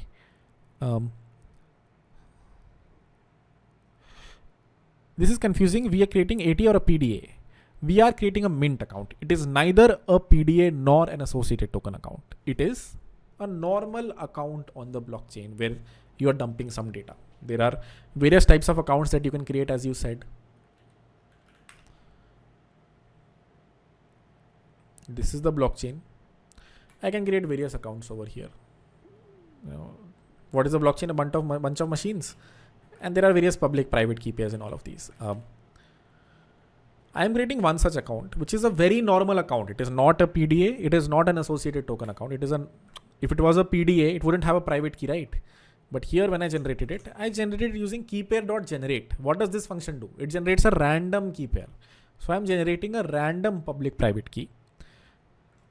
I am putting that on the blockchain. I am saying, here raha mera account. And since my account needs to store some data, I also have to pay a little bit of money. Let's say 0.001 Sol. So I'm just creating a fresh account on the blockchain. Nothing to do with PDAs, nothing to do with associated token accounts. What is that key pair we generated used linked to things that are not the difference between token program and system? And what is the difference between token program and system program? Got it. Token program, system program.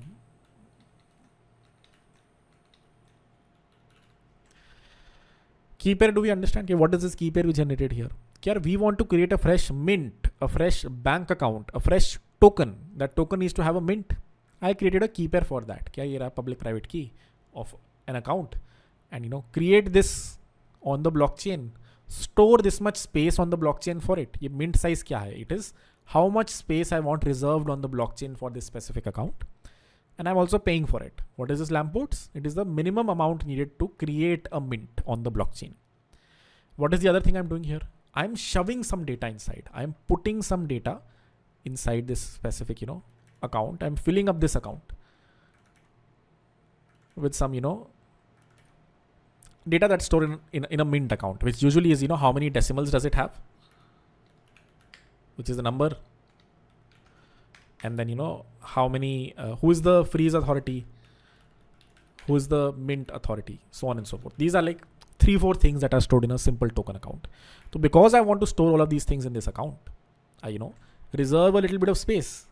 And these many lampposts I send along with it. That is what this key pair is. And that key pair partially signs it because whenever you want to create an account on the Solana blockchain that needs to hold some data, you are using this function over here. You need to, when you create this, whatever account you are creating needs to sign that transaction, which is what happens over here. And then the end user also needs to sign the transaction because the money is getting debited from this end user over here. So that is why the end user signs it. This key pair is the key pair of this wallet over here. Token program and system program are significantly different things. The Solana blockchain can exist without the token program as well. Token program is just one use case built on top of the Solana blockchain. It is a independently deployed smart contract. You can create your own token program and deploy. System program is a internal program in Solana. It actually manages who has how much native sol. So this comes inbuilt with the Solana blockchain, or if you kal ko fork the Solana blockchain that has no programs, it will still have the system program. System program and a few other programs are native to the Solana blockchain because this has the literal logic to create accounts, to store data in the accounts, to transfer lamp ports from one account to another. So the system program is, an internal program on Solana. What does internal program mean? It comes bundled with Solana. It isn't separately deployed. The address at which system program is deployed is also 1111111, something like that. It is a very weird public key where the system program is deployed. Versus the token program is just like any other program. Tomorrow you might create decentralized Uber smart contract. Similarly, some smart people have written this token program that is deployed on a proper, public key that looks something like this. Even though it starts with token, it is still a proper public key. And these guys ultimately deployed it. And most wallets agree that this is main token program. If you open a wallet and you see a bunch of tokens over here, that is because these wallets hit the blockchain on this specific token account and try to get kaun se token is user ke paas hai. But tomorrow you can create your own token program. Another person can create their own token program and these are just independent programs that people can create. That is what a token program is. It is one use case on the Solana blockchain. System program is the most important use case on the Solana blockchain, which is storing data on Solana, debiting and crediting lamp ports on Solana. That is the difference between the system program and the token program. Since we have answered that one, motion doc. जब USD का price गिरेगा तो USD का price भी कम गिरना चाहिए, तो token बनाने का प्रॉफिट ही क्या है? Okay, what do you mean USD का प्राइस गिर रहा है? Compared to what? The price of USD never goes up and down. It might go up and down compared to different currency, but you're missing the point here. USDC is one tokenized asset. You are taking some USD and issuing a new token on the blockchain called USDC. तुम्हारे पास इसका underlying asset पड़ा है. This is in your bank account. Hence you issued these tokens. Now people are using these tokens for a lot of real world use cases. I, for example, have some USDC because I want to have exposure to US dollars. I think INR keeps going down. So I want to have some of my, let's say, net worth in US dollars. So that is why I hold USDC, because मुझे पता है कि यार, as long as I have this token, ये मैं circle को भेज दूंगा ना, कल को if I open an American bank account, they will send me back my US dollars. It's like they're holding my US dollars for me. So whenever you get USDC, whenever you buy USDC, if you ever have USDC in your wallet, think of it like someone else is holding that US dollar for you. कहीं पे एक US dollar पड़ा है तुम्हारे लिए. If you believe in US dollar, you keep it. If you don't believe, you don't. US dollar goes down का मतलब क्या है? If the currency collapses, that's a whole yes, everything goes down. Then that won't happen realistically. INR currency, USD currency won't collapse. Hopefully. So this is just a way for you to hold a different asset. And कहीं ना कहीं you are trusting circle the organization कि यार ये लोग हमारे पैसे के साथ कुछ shady ना कर रहे हो. They are hopefully not doing anything shady with the money. They are not using our money for trading. They actually hold $7.7 billion somewhere. If they have issued 7.7 billion USDC token, or there's another one called USDT, which is 118 billion USDTs in circulation right now. So hopefully इनके पास एक bank account है. They have a bank account where they are holding 118 billion US dollars, which is why it's pegged. If everyone today says, Tether, give me back my US dollars, they will be able to give them back their US dollars, hopefully. That is the whole point. It is very similar to what is called, another jargon I'm introducing, a real world asset. You are tokenizing a real world asset. Kal ko what you can do is, yaar, this is my sneaker store. And I have 100 Air Jordan 1s. And no one in India is buying them. So what I will do is I will tokenize them. I will create 100 tokens called the AirJ tokens. And people can now trade on this AirJ tokens whatever they want. Whenever someone wants to redeem it, they will send me back their AirJ token. I will get one AirJ token. The total AirJ tokens in circulation will go down to 99. I will take one of these and ship them to it. So it's just a way for you to hold assets on other people's behalf. That is what USDC is. Okay, they are holding US dollars for you. Kahin bhi in the world, as long as you have USDC, there is someone who is holding that USDC for you. Hopefully that is clear.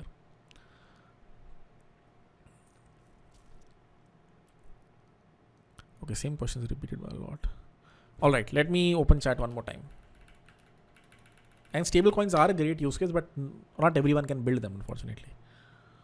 As I said, Indian government doesn't allow, you can't create a synthetic asset on top of INR. That's illegal, which is why, there is no INR stable coin. The Indian government will block your bank account. Then all your users will come after you. Bhai, I have INRC. Where is my INR? You will say, I don't have it. Government blocked my account. If the government does block USDC ke bank accounts also, then they're screwed, which is why they're diversified. They hold some Bitcoin, some treasuries, some money in one country, some money in a different country. How do I show proof of work by creating projects and contributing to open source projects? Build very good projects. Building projects or contributing? That's a good question. Both. Building project is for when you get that interview, or when there is an opportunity and you shine. If you have like 5-6 very good projects, it's very easy connect. And open source project is if you like a company, or open source projects contributions can also be projects in themselves. For example, the person that we referred, or we're trying to refer right now, he built a lot of these changes that you see on these websites. So it was an open source contribution, but also it was very visual. So very easy to point them to. Okay, he has done animations over here. So if you're looking for someone who's good at animations, here he is. Here has his final designs and final code. So it's very easy for you to point them to a person. If it's a reputed organization ka code, wherever you are contributing, be it your own project or someone else's, make sure you're writing a lot of code in a very big PR that you have good PR to point them to. From ऊपर से get to Discord be helpful. पहले से बता दो so we can next time we be prepared. Sounds good. We'll also probably do a lot of offline videos now. We can do both. Okay, we can do an offline video and discuss the same thing online. It's fine. How to create own stablecoin USDC or USDT? Simple. That's exactly what we were creating today. We were creating a token launchpad.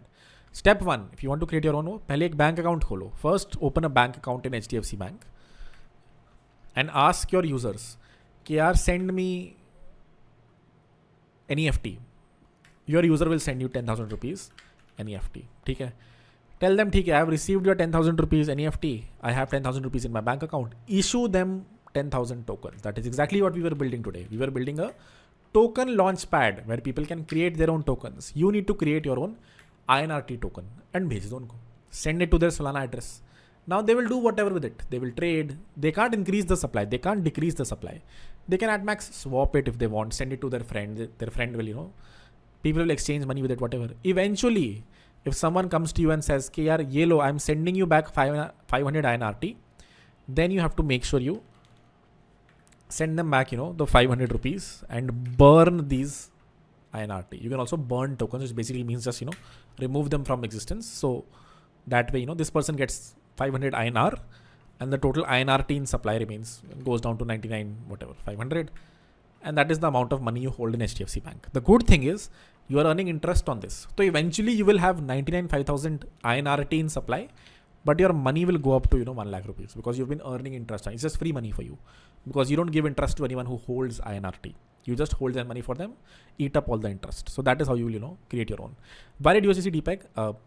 USDC, just like this guy, let's say HDFC Bank blocks your account. They say, sorry, you are doing shady things. I'm going to block your account. Then what will this person do? They will be like, yeah, you had a promise. You told me if I send you INRT, you will give me INR. Here is 10,000 INRT. You will not be able to return them INR. You'll be like, sorry, I don't have it. So a lot of people will start to sell it for other things, which is why the price will crash down. What happened in March was SVB was a bank where these guys held 20-30% of their assets. USDC or Circle had 30% of their money in SVB, Silicon Valley Bank. This bank itself crashed. Now, if the bank went down, the assets of USDC went down with it. So, if there is 88 billion USDC currently, they did not have 88 billion US dollar anymore. They only had, let's say 70% of this, 58. So people started to sell it the price.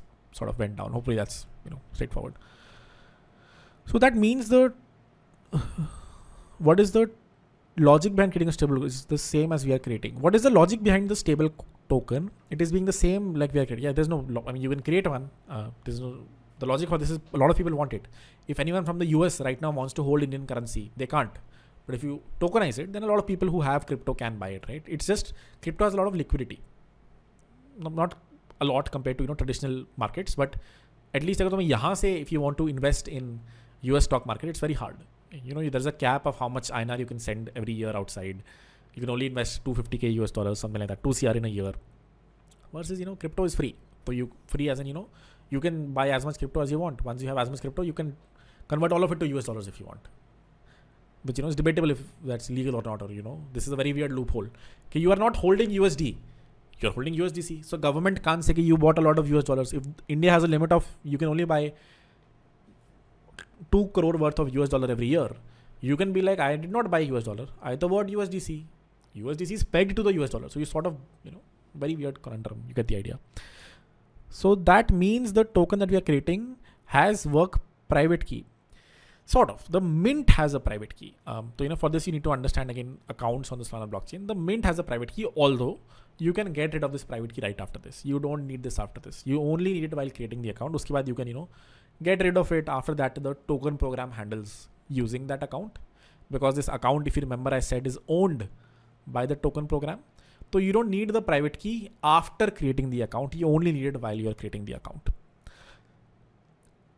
Smart contract has private key, yes. Whenever you're deploying a smart contract, you need to hold its private key. That is how you can upgrade. No, actually upgrading actually happens from the upgrade authority, sorry. But yes, when you create a smart contract and deploy it, you create a key pair very similar to this, because you are again creating an account on the blockchain that has an owner. So, that account needs to have a public private key pair. When you are creating it, uske baad you can get rid of it. How to create a token with its own prefix letter? That is simple.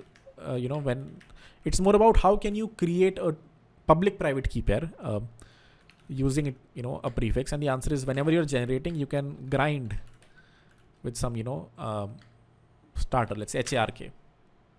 Again, I'm forgetting the syntax. Solana dash keygen new dash grind Kira.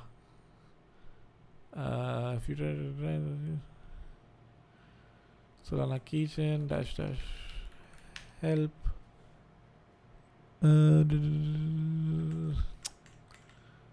Google that. Solana keygen grind.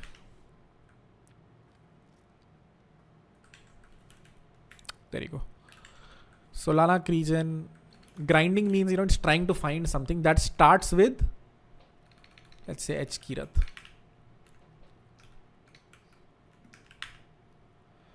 Now it's trying to create a public private. It's just brute forcing, creating a bunch of them, trying to find one that starts with KIRAT. Eventually it will find one that starts with KIRAT, a public key that starts with it. And that's how you create it. So basically you brute force a bunch of public private key pairs. Kirat is a very big this thing. Let's start with KIR. So when I search for a public private key, as you can see, it says search these many key pairs, 0 matches found. Search these many key pairs, 0 matches found. Eventually it will find one that starts with, KIR. It found one. Wrote the key pair this thing to this thing.json. So now I have a kirgdw.json, which is, with the private key of it, it is this. If I import this private key, even in Phantom, if I open Phantom and import a private key,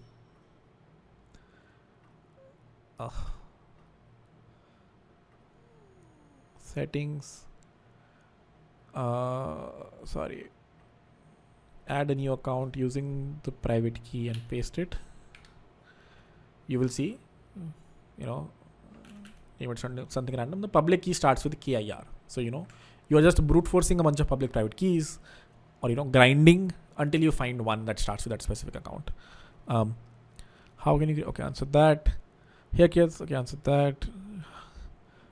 How are you learning these kind of things? You're learning kind of platform YouTube or docs. And let me tell you, most blockchain protocol docs are awful. During bull runs, everyone's busy. You have to literally read through the libraries. That's how, a lot of that, what I implemented today was not through docs, was through literally going through function inside function. Once you understand the Solana blockchain high level well, right? Basically, this is the blockchain, there are accounts. Few things I haven't yet covered. For example, someone asked about system program. How is it different from token program and owners, authority, um, mint, like jargon like these. Once you understand these, you can just read through the code base, because in the end, you are just creating a bunch of accounts on the Solana blockchain. So, that is how even today, everything I implement, it's not like I'm creating token launchpad it's every day. That's not something you do in any, or at least I've done in any job of mine. You have to create a token. It's a use case, but, not something you code every day. And hence, even today I was just reading through the docs and trying to, all the code that you see today, I've just read through the docs and figured out kya chahiye hai. For example, one of the docs that I was going through, I put everything in references. So let me just show you, but they were all docs like these.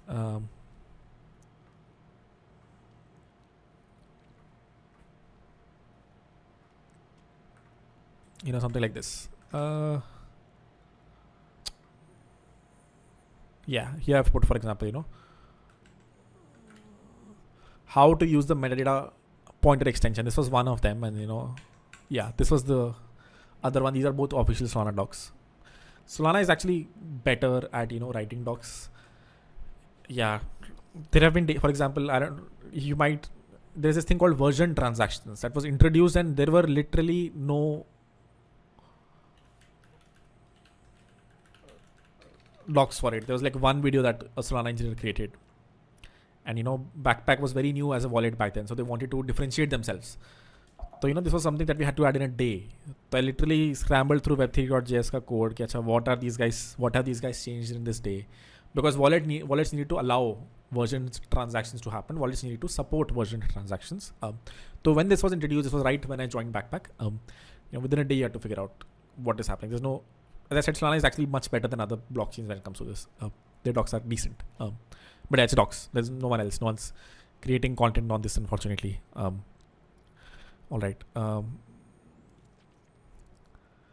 So unfortunately, the people already decided right now. That said, it's definitely not for working professionals. It's for people who don't have a job right now. The goal is that jinki nahi hai unki lag jaye na. If you already have one, then the goal is, you should also strive for a better job for sure. But this one was ki, people who don't have a job will have a lot of free time. So we can literally force a curriculum on them and force them to do 100 things. Versus someone who has a job, you can't really do that. So you get the idea. And as I said, videos and everything we'll put out otherwise as well. Cool. More questions. What can you do to create a proof of work? Okay, answered that. PD and 222 offline video.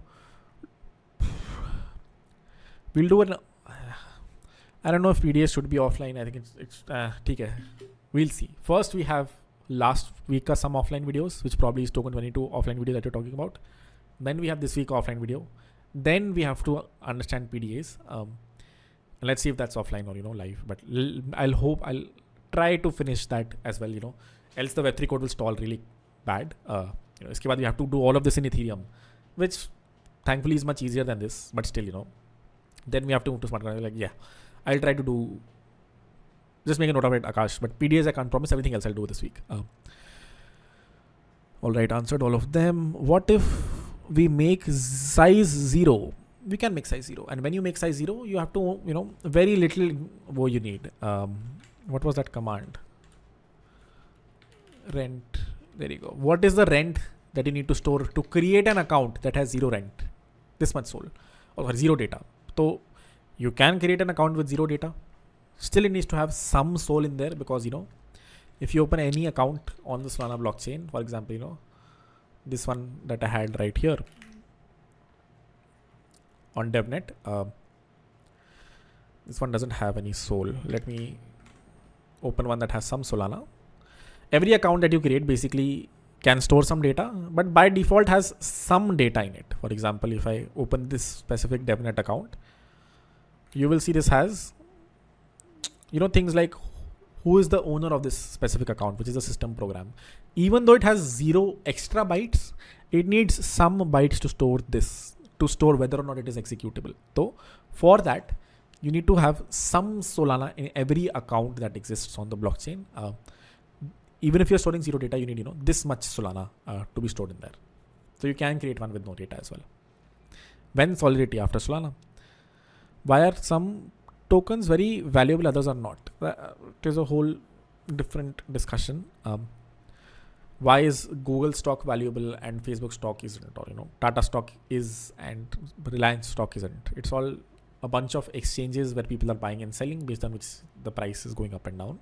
That is how price of any asset is decided. If you look at coin market cap, how does it decide that the price of Bitcoin is something? It looks at a bunch of exchanges and sees that Binance pay the price is this much. This was the volume on Binance in the last 24 hours. Coinbase pay this much. This was the volume of trading that happened over here. And gets the average mean of all of this and figures out the current price. So, the price of a token is nothing but an average of wherever it's being traded. 5% was being traded at this price and 6% was being traded at this price. You realize the price of any asset. It's not the same on every exchange. On Binance, it is this much. For the Binance USDT market, it is this much. For Binance FDUSD market, it is this much. If you look at these two, on OKX BTC USDT is 54,147. On Binance, it is 54,143. So there is a price difference. That is always true for assets across exchanges. And you find the average of them. That's how the price is defined. What is mint authority and freeze authority? What do you think the name suggests? Mint authority, someone who can mint this token, someone who can print these tokens is what the mint authority is. Can you guess what the freeze authority is? Someone who can freeze the assets. You can set it to null. It's not like you always need to have freeze authority, but when you do, for governments it is super. Like for USDT, it is super important, right? If USDT and USDT are sort of centralized. If they want, they can block your accounts. If the government asks them to, if there is a hack that ever happens, the first thing that happens is the hacker converts their USDC and USDT over to Ethereum. Because the folks at Circle can actually freeze your USDC, they can freeze your USDT. The way to do that on Solana is by this freeze authority, which in case of USDC is the folks at Circle, in case of USDT is the folks at Tether. They can actually freeze your tokens if the government asks them, or if WazirX asked, okay, we have our USDC got stolen, please freeze it. They can freeze it, which is why you'll see whenever a hack happens, the hacker सबसे पहले converts the USDC and USDT over to Ethereum. There are some stable coins that are not centralized. I think DAI is one. I could be wrong. Don't quote me on this, but I think DAI is one that is not centralized. No one can come and block it. But USDC and USDT, if they want, they can. And the way that happens on Solana is freeze authority. That is exactly what the freeze authority is. All right. We'll see. Web3 error. Is this code correct? Doesn't the wallet automatically sign the message? Why do we need to manually code the account? What do you think on x.com? Let's see. Wallet equal to use wallet connection to this thing. Do transaction. Let's see. That is fine. 2 equal to this thing. That is correct. Amount equal to this thing. That is correct. Transaction equal to transfer to amount sign equal to await wallet dot send transaction this thing confirm transaction. That is right. What was your question? In the code, is the code correct? It is correct. And doesn't the wallet automatically sign the message? Why do you need to manually code the signing? What wallet automatically signs it? If I take this code, if I put it in my app.tsx here,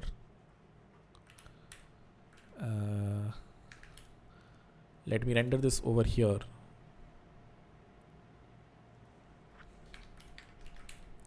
Let me open the website. This is what you made. I want to send, let's say, some random address. Let's say myself only. 0.001 Sol. When I click on the send button, nothing happens because the wallet not selected. That is correct. I have indeed not selected a wallet. Let me select Phantom over here. Let me send. Can I modify it to string?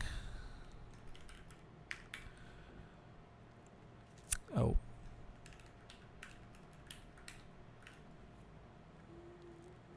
You don't need to confirm transaction, by the way. I think this actually confirms the transaction as well. Yeah, I think it does. Could be wrong. But what was your question? Oh, sorry, what's happening here? Let's see. Wallet.send transaction. That looks right. What is the error? Carried property undefined toString happens where? Happens. Oh, wait. 2 equal to this thing. Oh, that's fine. Okay, let me debug this really quickly. Send. Huh. Error happens. Okay.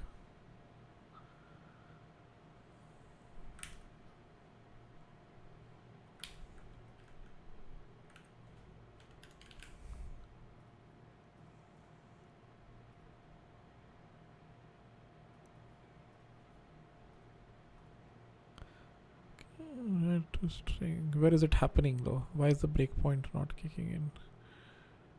Create token. No, sorry, wrong one. Sorry. 1 second, guys. Almost done here. Send. Okay. Reached here. Here. Send transaction and connection. Where is the connection update coming from? That looks right. This fails for you. Why? Transaction and connection. Transaction wallet.public key. Everything looks right to me. Wallet dot public key. I'm sure someone already figured out the issue here. And what is 2? Oh.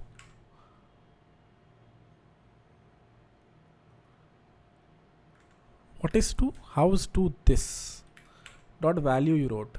That looks right. Document created by ID. Value.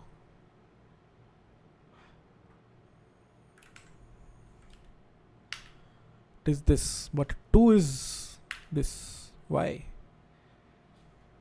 Why is the 2 variable the DOM element? Versus document this thing. What am I missing?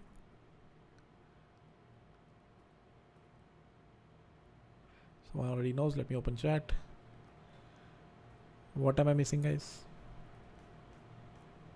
Or what is this person missing, I guess?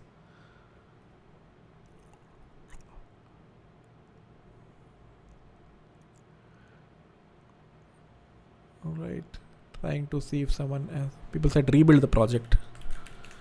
I don't think that is it, but let's see. Sorry, I'll just do it for another 2 seconds and then I'll move on. But I hope you see the error. At least I see it. The 2 variable is wrong. The 2 variable here. And now it is right. Okay, let's see.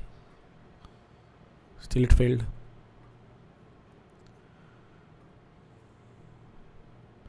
Send this thing. What is 2 over here? This time it's right. Okay. One more time. Cannot read property of undefined. Reading toString. Happens over here.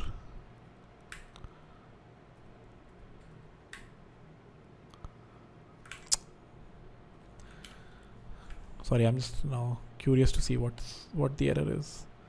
Let me have it open. I'll debug it for you in like 5 minutes. Let me answer all the other questions.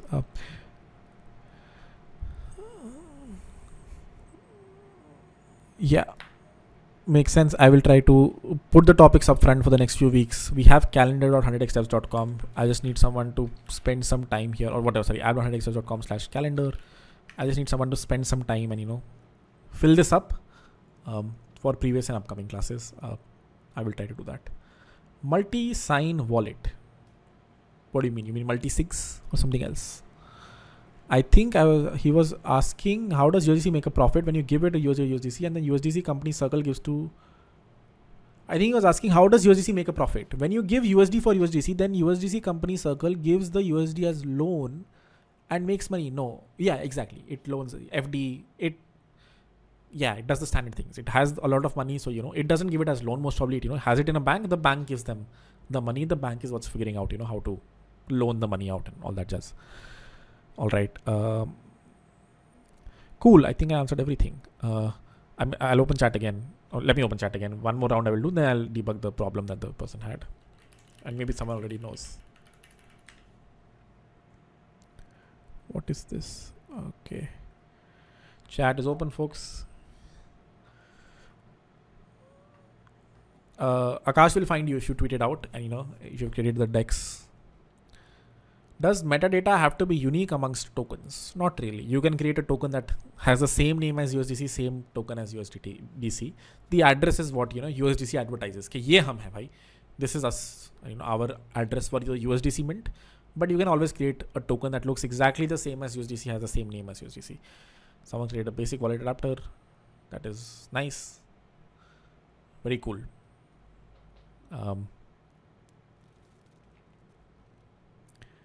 Create token part. I will have to read through the code to understand the create. Oh, probably because I didn't, connect. That's my bad. Liquidity pool 10.versal.app. All right. Let's see. What did you make? Meanwhile, let me look at this. Hello sir, can you please check this? वो radium वाले के लिए थोड़ा direction दे दो ना. I want to complete it. Yeah, Radium is it's a DEX. So if you go to Radium, one of the oldest DEX on Solana, and they have, what is a DEX? A decentralized exchange where you can come and swap one asset for another. How they do this swapping is by creating something called as a liquidity pool. So for your own token, you have to create a liquidity pool. Your Sol is on one side, your Kiro token is on another side. You create a liquidity pool, then you will start to see it over here, and people can start to trade it. So you have to use the API of Radium to create a liquidity pool where you put some. Now I don't know if they are on DevNet, so that will be a problem most probably. You will need to create a real token on mainnet and create this. Maybe not. But they have APIs that let you, quickly. They'll give you a transaction that you can sign, and that will create a liquidity pool for you. Then you can fund the pool with some Solana, some of your own token. Then you're good to go. That is how any token is created, and the price of any token is decided. We'll discuss this eventually, when we reach the swapping part or the decentralized exchange part. Suppose that we have a contract name calculator.sol, and we can quickly write and run and deploy the code on Remix API. So in Foundry, why do we need to write different codes such as calculator s.sol and calculator t.sol and Foundry scripts and Foundry tests? So the thing that Foundry provides you, and the reason you might want to use it, I'm not sure of the exact file names, but yes, the thing that it provides you, it gives you everything. It lets you deploy it's a full stack framework for writing Solidity applications, right? So in this case, you can write the tests in the same place. It's like you can always go to Replit and write your code and compile it over here, run it over here. But it's a good idea for you to run it locally. You can write tests online as well. But it's a good idea for you to have. Would be nice if there is a framework like Next.js that lets you write front-end frameworks or front-end websites, or React that lets you write front-end websites. Similarly, Foundry, or the other ones, I'm forgetting the name now, or Anchor in case of Solana, for example, they give you they give you a CLI, command line interface. They give you a way to write tests, and you can write your own contract as well. They'll give you a few commands to deploy it as well. They give you a few commands to generate the end client as well, the JavaScript client as well, ABIs, things like these. So that is why you might want to use framework like this. Most developers in the world use Foundry. Foundry is recent from what I know, right? And before that, there was a different one which I keep forgetting the name. Solidity framework that people did use. Ganache, I think, is called. That was the popular one. Foundry is the popular one now because I think it's written by doesn't matter who wrote it, but it's the one that people use today. All the Solidity smart folks that I know, their code bases are not written on Remix, of course. They're written in Foundry, and that's how they maintain it. According to you, what toolkit should you? Hard hat Truffle. Truffle was the old one that people used to use. Hard hat plus Truffle. Foundry is the popular one. Doesn't really matter which one you use. In the end, it's a contract that you have to deploy. Mostly depends on the company that you're joining. If you're writing it yourself, Foundry might be the one that I would choose. It and it's just the more popular one today, I guess. Just like Next.js is good, Versal is owning it, but you can write one in React as well. But most people use Next today. All right, 1 second. Let me answer this call.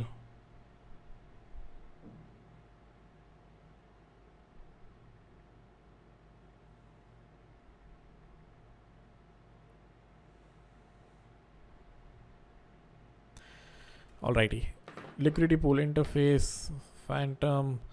Alrighty. Token 1. Oh. Sold. Token 2.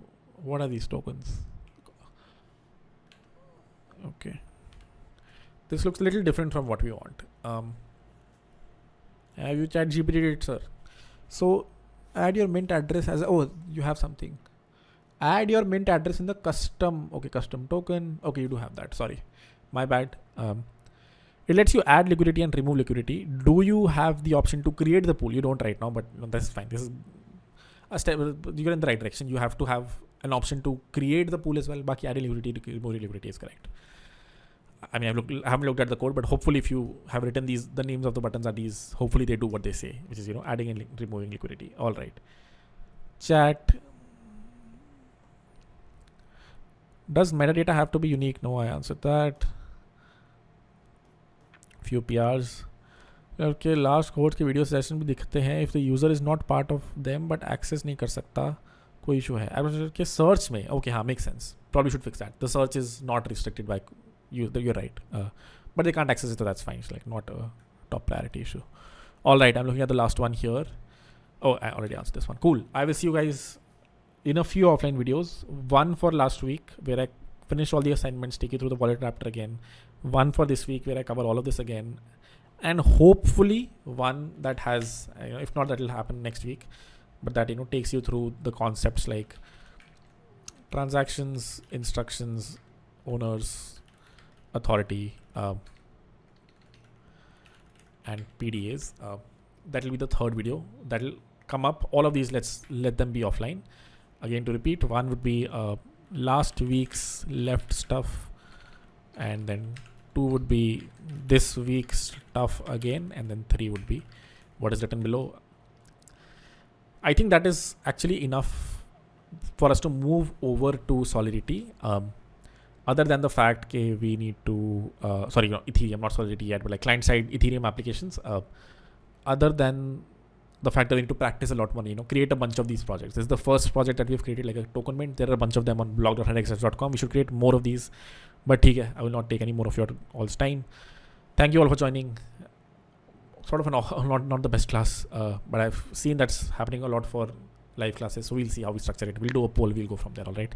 Thank you for joining. I will see you guys in a few offline videos, and then next week. Have a good night, folks. And everyone in the web dev cohort, I will see you tomorrow. Good night. Alrighty.